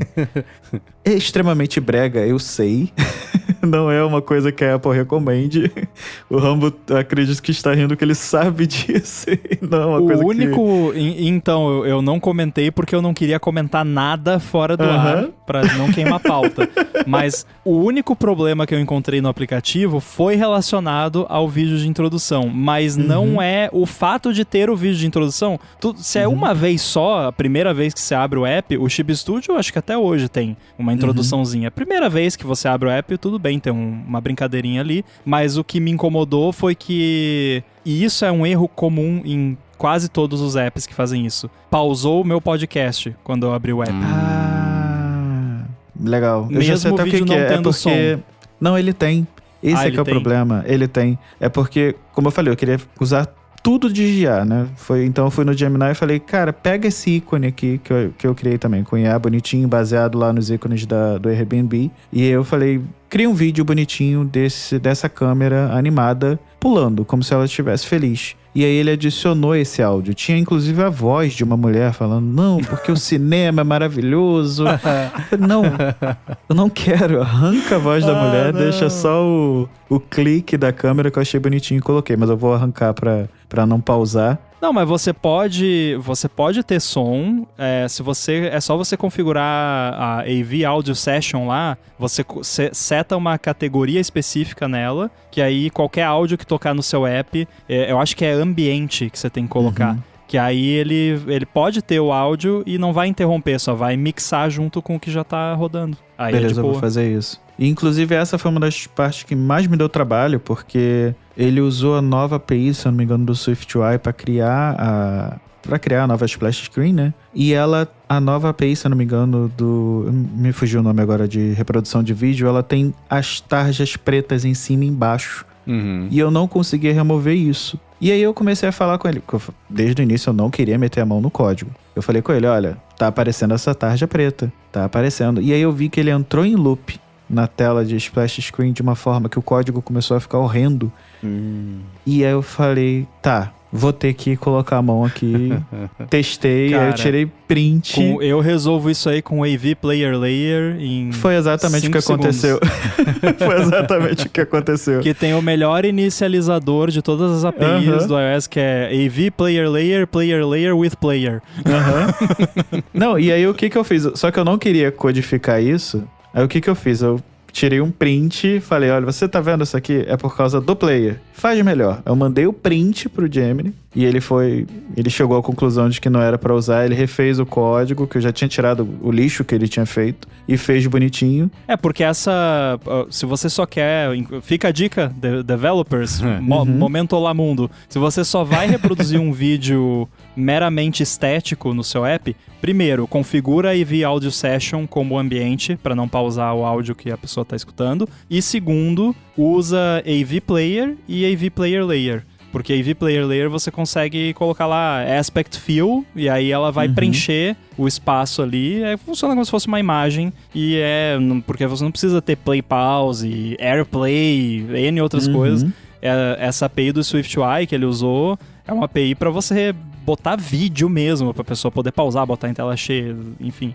aí não é muito apropriada para isso. Exato. E aí a outra parte que me deu também trabalho e já foi no final do aplicativo foi justamente a geração de imagem para rede social. Essa eu também tive que intervir ali porque ele não estava conseguindo acertar o tamanho do conteúdo para ficar legal, enfim. E aí esse eu codifiquei uma partezinha, eu mudei um pouco o código dele para adaptar e também já era quase meia-noite e eu tava lá conversando com o Gemini. Eu falei, não, eu desisto, deixa eu fazer aqui. E aí eu olhei e falei, cara, o aplicativo tá legal, tá divertido, vou publicar. Entrei no processo de publicação e aí eu mandei pra Apple mais ou menos uma meia-noite e meia, assim. E aí eu, obviamente, tinha que criar a página de privacidade e eu pedi pra ele também criar a página. Porque a privacidade desse tipo de aplicativo, eu não tô pedindo nenhum dado especial do usuário, nem nada. Então, eu fiz ali o padrão, só linkei com a privacidade do TMDB. Então eu tive que fazer esse link, mas eu pedi pra ele criar pra mim. E aí foi onde eu falei que o agente abriu o Chrome, porque em algum momento ele gerou o código, criou o repositório e falou, não, agora você entra no GitHub e vai no Pages. Eu falei, não, faz pra mim, vamos ver o que vai acontecer. Foi um simples teste. E aí ele abriu o Chrome e começou a navegar e clicar. Aí eu fiquei olhando, igual um bobão aqui, sabe? Pai bobão assim, né? Olhando a criança fazendo o que tem que fazer. Dá os primeiros passos. Os primeiros Que passos, orgulho. eu olhando. Clicando no botão não sou um robô. Exato. E aí ele foi lá, criou, publicou a página até, ficou bonitinha. Eu subi o app pra loja e a Apple aprovou. Na tarde de anteontem, se eu não me engano, ele publicou, a Apple aprovou até rápido, em meia hora já tava no ar. É porque foi um AI agent que aprovou. Eu pensei nisso. Você já tinha conta de dev, esse pedaço tava todo já... Porque sim. Pra quem tá pensando, nossa, vou fazer igual, ainda tem uma etapa, né? Não, tem $100 que você paga anualmente. Que inveja quem tá abrindo conta empresarial agora pode pedir pro AI agent conseguir o DUNS number da empresa. Não, e assim, eu já tenho alguns aplicativos publicados, nunca tive problema de ser removido nem nada, então assim, não tem uma red flag com a Apple, mas costuma demorar. Esse processo, geralmente a primeira subida é um bate e volta meio chato. Eu me precavi com a questão do Oscar, em momento nenhum eu falo de Oscar no aplicativo, em nenhuma propaganda eu falo de Oscar. Eu só tenho os pôsteres dos filmes, mas não me parece ser um problema. Então... Vou botar umas... Daqui a pouco a gente fala disso, mas tem um asterisco enorme aí. Eu sei que pode acontecer em algum momento. Eu já vi isso a Apple reclamar e eu ter que tirar o app da loja. O Casey Lees tem o app Call Sheet, que é tipo um IMDB da vida, e tava no ar já há um monte de tempo, e até que um dia a Apple encheu o saco com isso, mas eu acho que no fim das contas ele mandou o link do IMDB, tipo... Cara, foi um trabalho enorme, ele precisou fazer aquele, suporte avançado de contato com o representante da equipe da App Store e com o Papa, pra poder falar que é óbvio que ele não tava fingindo que ele era da Disney, O que eu quis dizer é que no fim resolveu. No fim resolveu, ficou mas o fim tudo demorou. bem. Mas foi chatinho, mas ficou tudo bem. A Marina perguntou qual o nome do aplicativo. Eu não falei até agora. É Bollywood. É Hollywood com B. Bollywood, pra quem não sabe, é a cidade de cinema da Índia. E a minha brincadeira era justamente com um bolão de Hollywood. Então virou Bollywood. Muito como bom. já existe essa cidade, eu achei interessante criar esse nome. Se um dia a Apple encrencar com os pôsteres, eu vou tirar o app da loja. Ele é um app super temporal, vai funcionar para esse ano e daqui a um ano de novo, quando sair o próximo Oscar. Então eu também não tenho nenhuma... Não vai ser algo que eu vá investir muito tempo, foi mais um experimento. Quero colocar mais algumas brincadeiras, mas foi divertido, assim, muito divertido, porque era uma ideia que eu com certeza perderia ali alguns dias implementando, que eu perdi um dia e algum vai e volta com a IA ali por causa do meu limite com o Gemini, então... E também vamos mudar o termo, né? Você não perderia dias e também você não perdeu um dia. Você investiu exato. um dia, né? Diminuiu o tempo investido que você precisou ali, tá, né, focado no negócio. Inclusive, no meio da conversa aqui, eu me criei vergonha na cara e instalei aqui o Anti-Gravity. E aí, hoje eu tava um momento ali, eu tava usando o Claude no Xcode o Codex em outro projeto ao mesmo tempo. Aí amanhã eu vou estar aqui fazendo uma coisa no Xcode, uma coisa no Codex e uma coisa no Anti-Gravity ao mesmo tempo. Eu tô curioso porque eu tive experiências muito boas com o Gemini para fazer código Swift e, inclusive, eu tive um problema durante o desenvolvimento dessa ferramenta que eu falei lá do Swift Interface. Eu tive um problema que era bem complexo, que eu já tinha tido esse problema parecido porque antes de eu ter essa ferramenta, eu fazia esse processo que eu descrevi manualmente, copiando e colando os nomes das coisas e reformatando tudo manualmente, só das coisas que eu precisava. E aí eu tinha tido esse mesmo problema. E na época eu tinha pedido ajuda do ChatGPT no modo ultra high top pra resolver e ele não conseguiu, inventou um monte de alucinação lá, nada a ver. E aí eu tive esse mesmo problema de novo. Aí eu joguei no Gemini, no Pro lá, Super, Extra High, e em 2 minutos ele me explicou exatamente por que acontecia aquilo, qual era o problema e qual era a solução. E aí eu passei essa dica pro Codex e ele resolveu. Então o Gemini realmente é um modelo bem parrudo e eu tô curioso para usar ele no modo agente para ver o que ele faz. E na semana passada a gente até comentou sobre SwiftUI, Swift, que às vezes o Codex se perdia, né? Acho que com SwiftUI, se eu não me engano. E eu pedi para ele criar o aplicativo inteiramente em Swift e SwiftUI e não teve problema nenhum. Assim, foi bem redondinho, não tem nada de UIKit. Minto, né? Tem o AV Player, mas assim, de resto é tudo SwiftUI. Acho que é por isso, inclusive, que ele se embananou na hora de criar a Splash Screen, porque eu ordenei que fosse tudo em SwiftUI, né? Mas eu fiquei muito surpreso com o resultado, quero brincar de novo. Eu agora tô me aventurando a tentar usar uma conexão com um modelo local. Eu queria rodar um modelo Qwen da Alibaba no LM Studio e conectar com o Anti-Gravity para ver se eu consigo fazer um agente usando ele para não gastar créditos do Gemini. Eu acho que não vai rolar porque... o modelo não é poderoso o suficiente. Pois é. Ele até... Hoje eu fiz alguns testes, ele ficou rapidinho, mas eu acho que a parte agêntica dele não rola com o Anti-Gravity. Depois eu vou procurar mais um pouquinho, se tiver novidades eu falo, mas a única parte chata é que eu comecei a estourar muito rápido conforme o projeto foi crescendo, né? Eu estourava muito rápido o meu limite, e aí eu tava usando o Gemini 3. Qual é o tipo 3. de conta? Pro. Eu tenho uma conta Pro do Google por causa da pós-graduação que eu tava fazendo. Então, na teoria... Vixe, então eu vou estourar também. Eu pensei que você tava usando uma conta mais simples, mas a minha é a mesma coisa também, é pela empresa. E aí eu uso o Gemini 3.1 agora, né? High, o Flash... Não, é o High. Tem um outro agora que eu não... Fast e tem o Flash. O High e o Fast, eles são os primeiros a acabar. Eles acabam junto, a sua cota. E o Flash, ele é um pouco mais burrinho. Mas assim, quando estoura os 2 primeiros, eu geralmente vou pra ele e mando continuar o processo e ele executa. Mas assim, eu me empolguei muito. Vou ser bem sincero que eu me empolguei assim de uma semana pra outra. E aí eu comecei a querer testar outros agentes, outras ferramentas. Quem sabe eu vou tentar criar mais algum aplicativo assim.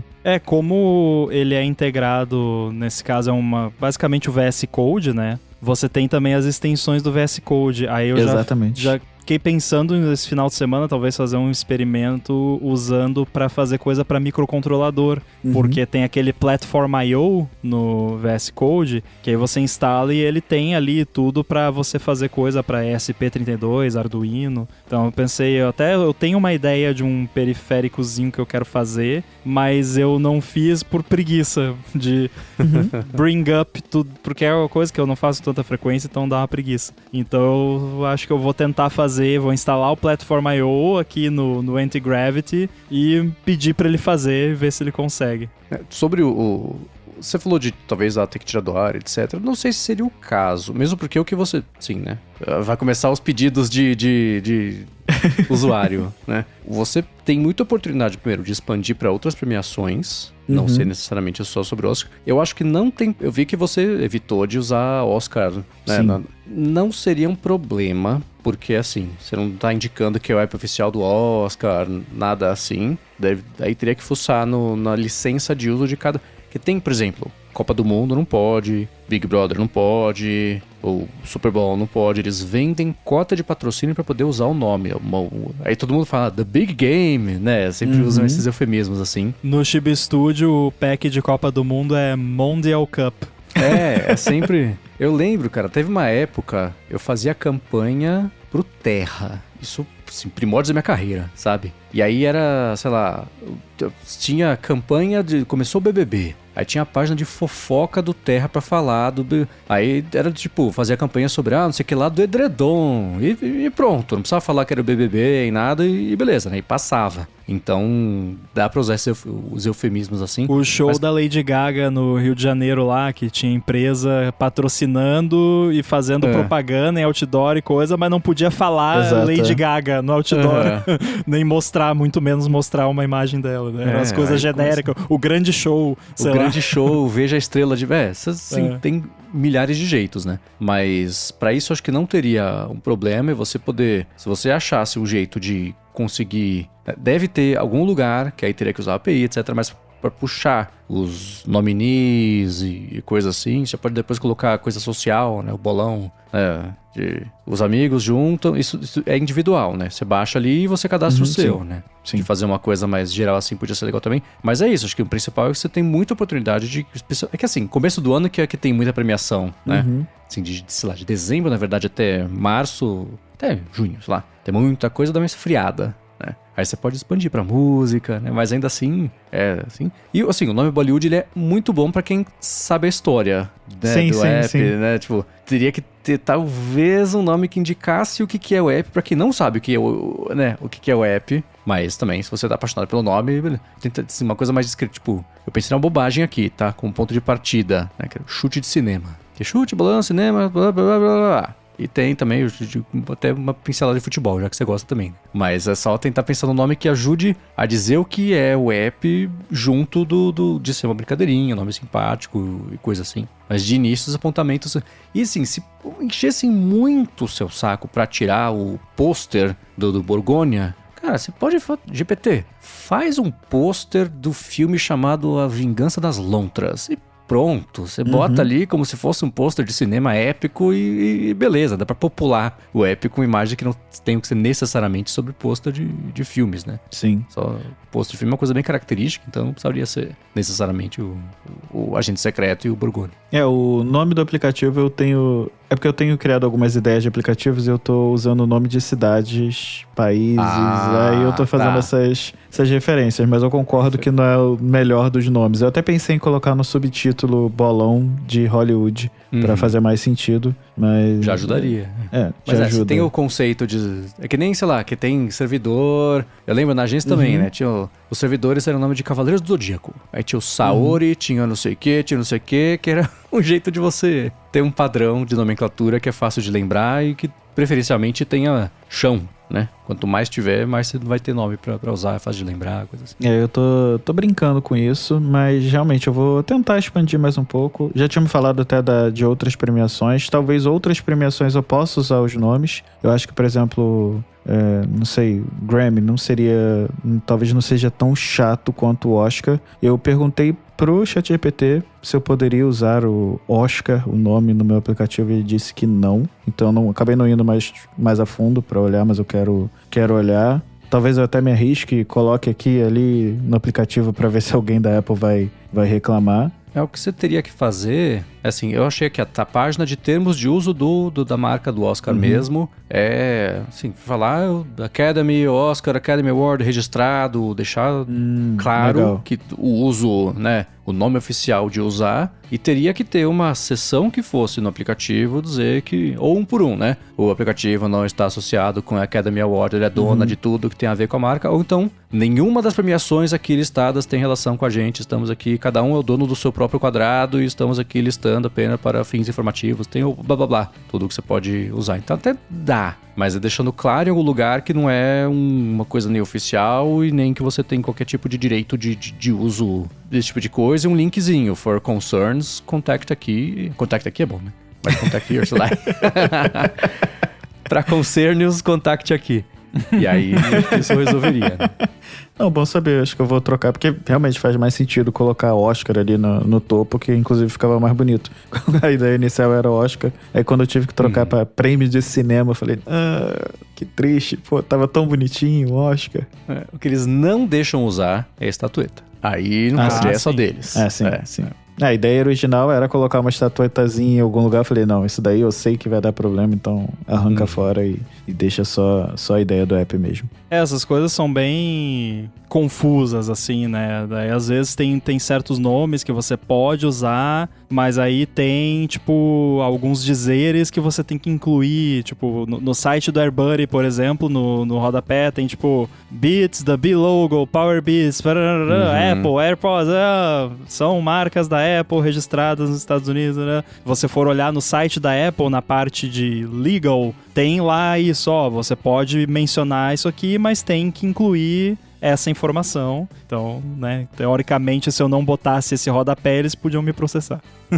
Bom saber que eu nem tinha pensado em abrir a página do Trademarks do Oscar, porque, como eu falei, foi tudo tão rápido ali no domingo que eu pedi direto pro ChatGPT. Mas já que pode, eu já tenho uma página um about lá no aplicativo, justamente por causa do The Movie Database, que eu coloquei lá, referência a eles, eu tinha que dizer de onde é que era a API, enfim, colocar logo, então já tem um lugar para isso. Então, já que eu posso usar, eu vou começar a trocar e colocar bonitinho.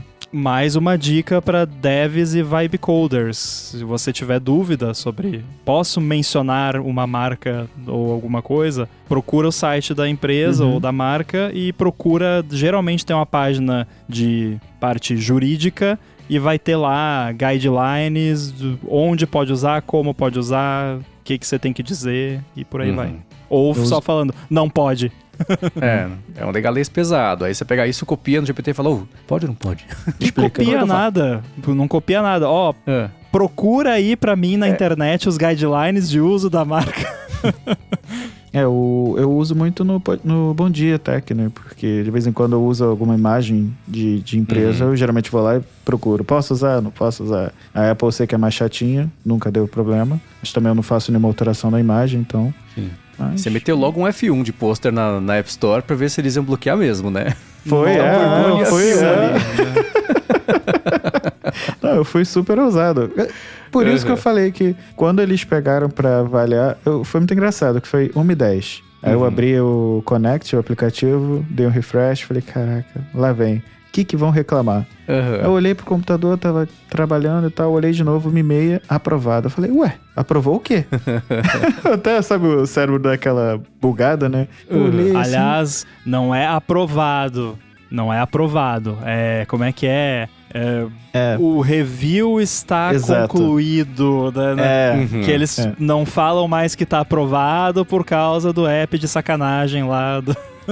Exato, e aí eu olhei e falei, ué, como assim? Não acredito. Aí, tanto é que na hora que saiu eu peguei o link e mandei pra vocês, falei, gente, testa aí, pode brincar.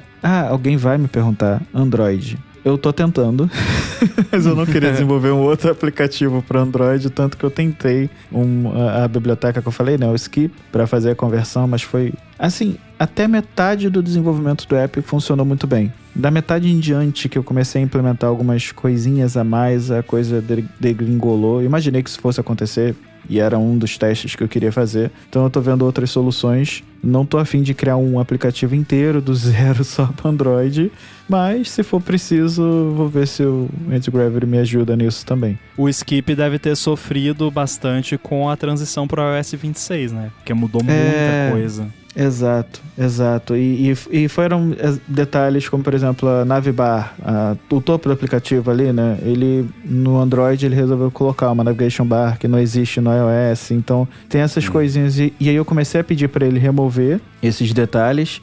E aí, de novo, parece que quando a IA erra e você pede para ela consertar, ela começa a entrar num loop de desespero. e o código vai ficando terrível e o negócio vai crescendo, remendado, e aí eu falei, não, peraí. O Cloud, eu sei que ele chegou nesse ponto quando ele tá... Hoje aconteceu isso num dos projetos que eu tava mexendo, quando ele começa a falar muito, não, pera. Uhum. Oh, wait, but wait. The real problem is... Aí daqui a pouco... No, but wait, the real problem is... E aí ele fica... Ele entra numas crises existenciais, assim. Eu lembro disso quando faz uns 6 meses que eu tentei fazer um app pra Lari poder usar no trabalho dela também, que foi minha primeira e tinha sido a única tentativa na época com o... Como é que chama o app que todo mundo tava usando? A IDE que já tinha o Cloud embutido? Cursor. Isso. E aí tinha a parte de raciocínio interno dele, era muito engraçado, que ele entrava nesse loop do caos, no, but wait, não sei o que lá, the real problem é isso. No, the underline, no, but wait. E ficava nisso, cada hora ele parecia que ele tinha um momento eureka, assim, ele só se bananava e o código foi ficando, pra ele, tão incompreensível quanto pra mim. Aí eu e ele desistimos. O Gemini eu percebi que ele é menos chato com essa história de... Mas espera aí que eu vou corrigir. Não, você está completamente certo. Não, ele não tem muito essa frescura, não. Ele é direto ao ponto. Então isso foi outra coisa que eu gostei do Gemini também. Às vezes eles são proativos demais. Eu percebo isso principalmente no Claude, que hoje, inclusive, eu tava mexendo num projeto, um side project, que é uma ferramentinha, que eu tava pedindo pra ele implementar. Eu pedi pra ele implementar uma feature nova, e aí ele, antes de implementar a feature nova, ele mexeu num negócio que já existia e mudou a implementação. Tipo, continuou funcionando do mesmo jeito que funcionava antes, só que, tipo, o que ele fez não tá errado, não é ruim, eu deixei até o que ele fez. Mas eu não pedi pra fazer. E ele fez quando eu pedi pra fazer uma coisa que não tinha nada a ver com aquilo, sabe? Então, tipo, essa proatividade é meio, né, enfim. Mas eu tô gostando da experiência e eu tô gostando principalmente de ver, e por isso eu quero inclusive pedir aqui pra quem tá ouvindo, se você já tentou fazer alguma coisa antes das últimas 2 semanas e se frustrou, não deu certo, tenta de novo. Eu falei pro Rafa, o Rafa tem um app que ele queria lá, e eu falei, tenta agora tá rolando. E eu tô achando muito legal porque nas últimas 2 semanas, várias pessoas que eu conheço que não são programadores vieram me contar de alguma coisa que criaram usando agentes. O Jeff lá do 9to5Mac tá fazendo uns negócios bem legais. Inclusive, fica já um spoiler aqui, eu ouvi falar que ele vai fazer um vídeo pro canal do 9to5Mac mostrando como que ele tá usando essas ferramentas. Ele não sabe nada de programação, totalmente do zero, e já criou umas coisinhas bem legais. Então quem já tentou e não conseguiu antes ou nunca tentou, experimenta. Tá interessante. E aí conta pra gente o que vocês fizeram. E aí, mas não faça nada que envolva dados pessoais ou... né? Façam coisas pra vocês de boinha, calculadora de café, esse tipo de coisa, né? Não sejamos irresponsáveis. Exato. Não como primeiro projeto, pelo menos. Bom, então encerrando aqui, acho que é uma nova categoria aqui no aplicativo, né, de Vibe Coding. Provavelmente a gente vai voltar a falar disso. Mandem as suas experiências, como o Rambo falou. Eu tô bem curioso para ver o que vocês estão criando. Provavelmente a gente vai criar coisas novas também, mas agora vamos para o Alô ADT. E vou começar com uma pergunta do Domiciliano Firmino, que é direcionada para o Rambo. Ele disse que viu um comentário lá no Reddit da Gigahertz dizendo que no começo o Rambo teria se tornado desenvolvedor de macOS por não ter condições de ter um iPhone. Ele falou ainda que ficou curioso e foi procurar no Google por biografia Guilherme Rambo, mas não encontrou nada que confirmasse essa informação. E aí vem a pergunta, Rambo, isso procede ou é apenas mais uma dessas histórias que a internet inventa e espalha sem fundamento? Ele aproveitou também para mandar um abraço para mim, pois acompanha e aprecia bastante o Bom Dia Tech. Um abraço, Domiciliano, e obrigado. Muito obrigado, Domiciliano, pela pergunta. E sim, é fato, não é fake. Essa história é verdade. Eu não lembro, eu acho que eu já devo ter comentado mais de uma vez, e talvez num lado B, podcast secreto não secreto, eu tenha mencionado isso, mas sim, no começo, quando eu já tinha o Mac, e aí a Apple tinha acabado de lançar o iPhone, eu não tinha grana pra comprar iPhone, iPhone nem tava disponível também, oficialmente, não era agradável você comprar iPhone naquela época, porque primeiro era muito caro, segundo, tinha que fazer jailbreak pra conseguir fazer funcionar o telefone no Brasil no primeiro ano, então foi por isso aí comecei mexendo só com Mac, e hoje em dia também, de certa forma, né, o meu foco ainda continua sendo no macOS. Então, é fato, confirmada a história. E já pode criar biografia Guilherme Rambo usando Vibe Coding? Nossa, imagina a quantidade de alucinações. E a próxima pergunta é de um ouvinte anônimo. Existem vários aplicativos de podcast open source? A pessoa disse que conhece o AntennaPod, mas não sabe de outros. O aplicativo não pode ser uma recombinação a partir de código obtido de forma não autorizada? Imagino que isso seja no contexto daquele app de podcast que a IA fez pra mim, né, basicamente. Provavelmente. Que eu fiz com a ajuda da IA. Então, é exatamente isso. Né? Quantas horas vocês têm pra gente... Enfim, a gente não vai trazer todo esse papo de novo aqui, mas sim, no fim das contas, só que não é tão simples assim. A IA não pega o código de vários apps de podcast open source e recombina para criar outro app de podcast. Ela foi treinada, assim, com muito código que está no GitHub, e aí a parte do não autorizada é bem mais complexa, porque existem as licenças de código open source, todo repositório open source, em tese, deveria ter uma licença publicada, a enorme maioria tem, e aí tem licenças que, teoricamente, e aí também não dá pra saber, porque quando essas licenças foram inventadas, não existia IA. Há 40 anos? Mas aí tem licença que diz que você pode pegar o código, usar para fins comerciais, transformar, modificar, e o único requisito é que você precisa mencionar no seu código e no produto que você usou aquele código. A IA não tem como fazer isso porque ela não sabe de onde ela pegou o código, a não ser que ela vá lá e faça uma busca no Google direta, né? Mas o que tá lá nos neurônios de treinamento da IA não tem como saber exatamente de onde veio aquilo. E aí, então, e não é, né? No fim das contas, tudo que você faz com IA é uma recombinação a partir de pedaços obtidos da internet que estava no corpo de treinamento da IA. Mas não é exatamente. E aí é que fica o problema. É uma pergunta muito boa, inclusive, porque traz essa discussão.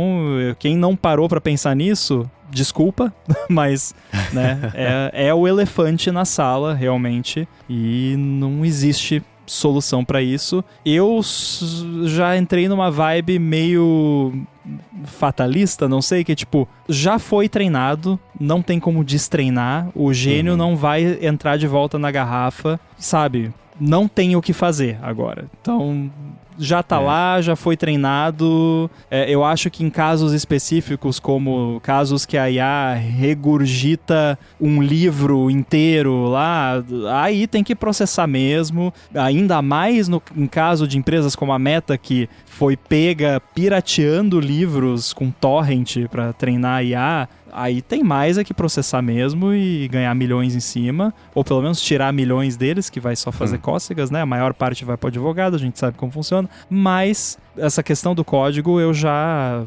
sabe, o código que tá no GitHub é público. Se você não quer que o seu código seja usado para nenhum fim de treinamento de nada, não bota no GitHub nem como repositório privado, porque vai saber, né, daqui a pouco a Microsoft tá vendendo ali os repositórios privados para treinamento, não tem o que fazer. E para quem quiser, inclusive, eu vi essa recomendação, alguém postou no Mastodon, é um vídeo, tem mais de 3 horas de duração o vídeo, mas é um vídeo excelente, a gente vai deixar o link aqui nas notas do episódio, para quem quiser entender de fato como as LLMs funcionam, que o cara pega desde o comecinho dos modelos mais básicos. É o Andrei Karpathy que faz esse vídeo. Isso, ele mesmo. E aí ele vai mostrando passo a passo e é super fácil de compreender. Não é um vídeo para programadores ou para cientistas ou matemáticos. É tranquilo, ele explica com palavras simples e com diagramas, com exemplos práticos.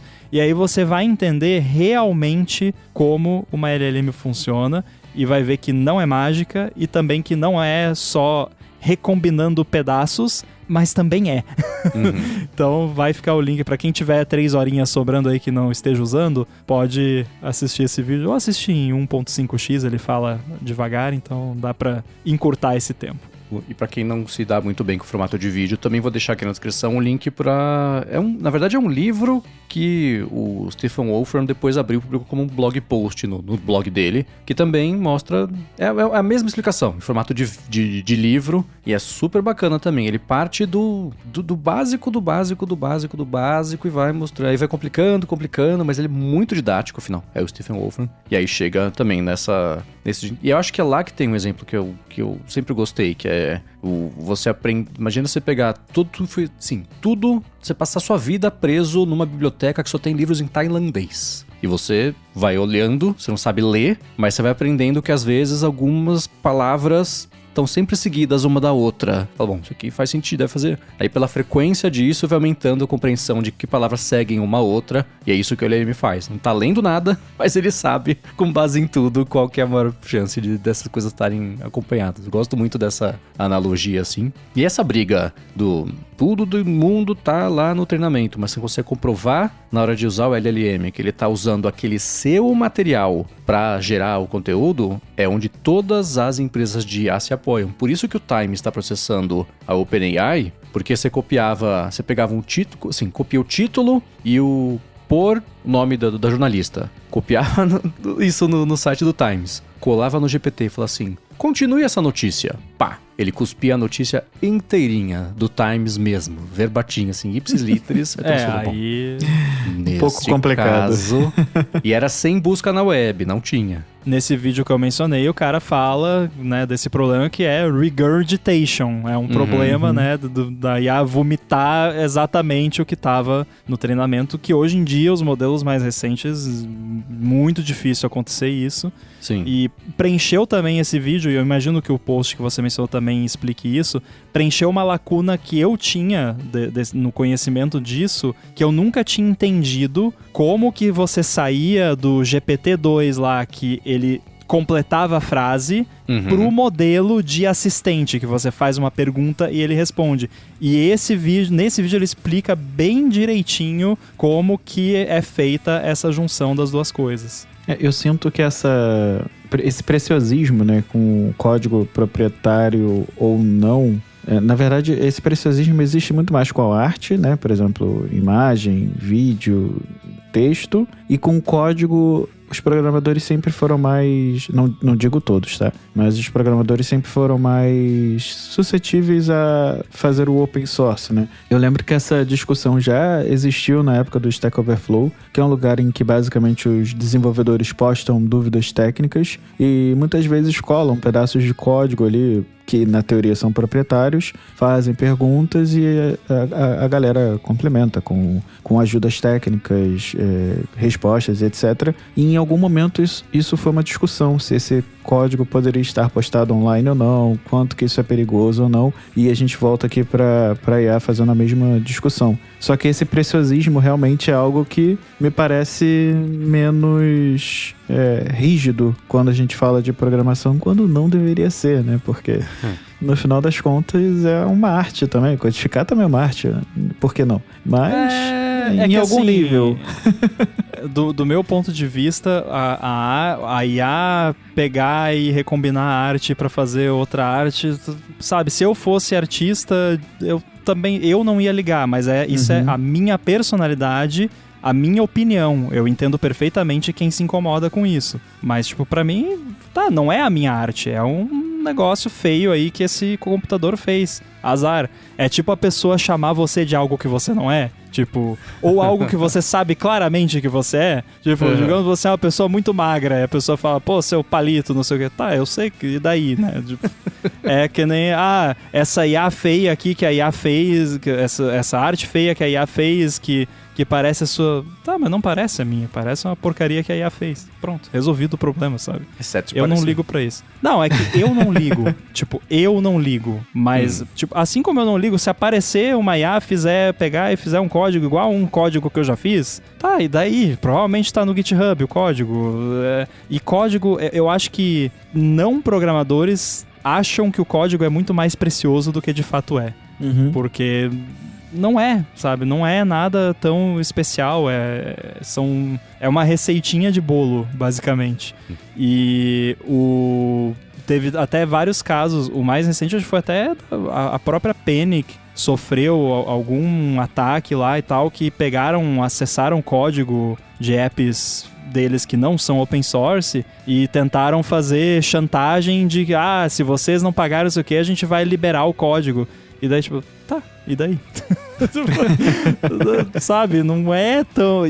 porque quem fez isso provavelmente era mais hacker, mas não tão programador, assim. E daí, tipo, achou que o código era algo super precioso. E, sabe, não, né? Mas eu acho que isso é muito da cabeça do programador, porque essa questão da arte, por exemplo, eu já conversei com outros programadores que têm a mesma opinião, de que assim, se eu fosse artista, talvez não ligasse se gerasse uma arte parecida com a minha, feia, como você disse, mas eu vejo isso muito no campo da galera que é programadora, sabe, que é de TI. E aí quando a gente vai para uma galera mais voltada para a arte em si, obviamente trata isso de outra forma. Então acho que é de novo esse preciosismo, né, que não tem um termo melhor para isso. Em parte porque talvez aí também não vamos entrar em mais uma camada da cebola discussão aqui. Também. Mas eu fico pensando se talvez essa diferença tenha a ver. Primeiro, talvez programadores tendam a ter um pensamento mais lógico e menos emocional, mas isso é coisa que não sou eu que vou resolver aqui, isso aí é coisa para pesquisa acadêmica, ou também o fato de que, em geral, programadores já são bem recompensados financeiramente pelo seu trabalho, sendo que artista muitas vezes não é, ou não é o quanto deveria. E isso, é óbvio que a pessoa tende a ficar muito mais chateada se ela já não está sendo compensada pelo trabalho dela e ainda vai um robô lá e começa a copiar o negócio. É óbvio que a pessoa não vai gostar. A discussão da semana é justamente em cima disso, né? Com o Seedance 2.0, que tá gerando vídeo da galera de Hollywood à torta e à direita. E a galera, obviamente, não curtiu. Mas antes disso teve o Sora, antes disso teve outra discussão, só muda a plataforma e é a mesma. Até tem uma lei que... Tem alguém que tem uma multa exemplar, vai continuar acontecendo. A gente viu tudo com o Grok aí, então o crime compensa, então... Chama atenção, vai ganhar dinheiro em cima disso. Não, a gente tá bloqueando agora os filmes e conteúdos proprietários. Por que não bloqueou desde o início, né? Por que será? Que sabe que não vai acontecer nada. Bom, eu acho que agora, depois de mais de 2 horas de discussão sobre vibe coding, IA, e agora até sobre arte, olha só, cada vez mais expandindo os temas aqui no podcast, vamos chegando ao fim. Eu quero agradecer a todos os mais detensos que, como já falamos lá no início, recebem a edição sem edição. Então vai ver todo o papo que nós tivemos desde o primeiro minuto que abrimos a câmera. Quero agradecer também a ExpressVPN e, é claro, ao Edu, que faz a mágica e nos deixa um pouquinho mais inteligente. E se você quiser deixar qualquer mensagem pra gente, mandar um feedback, é só entrar em gigahertz.fm/feedback. E para falar com vocês, como é que faz? Tô lá no mastodon.social, /_inside e também no Olá Mundo aqui na Gigahertz. Para falar comigo, MVC Mendes lá no Threads, apresento por aqui o Área de Trabalho, também o A Fonte, apresento para a Lura o IA sob o controle e escrevo para o 9to5Mac. Bom, e é sempre bom lembrar, mandem as suas mensagens lá pro Coca, deixe uma mensagem para ele lá, que é sempre bom, entre nas suas redes sociais. E para falar comigo, é só me mandar mensagem lá no @Arthur_GVG no Instagram ou no Threads, e às terças e quintas-feiras no Bom Dia Tech. Então, por hoje é só, pessoal. Até a próxima. E fomos. Valeu! Valeu!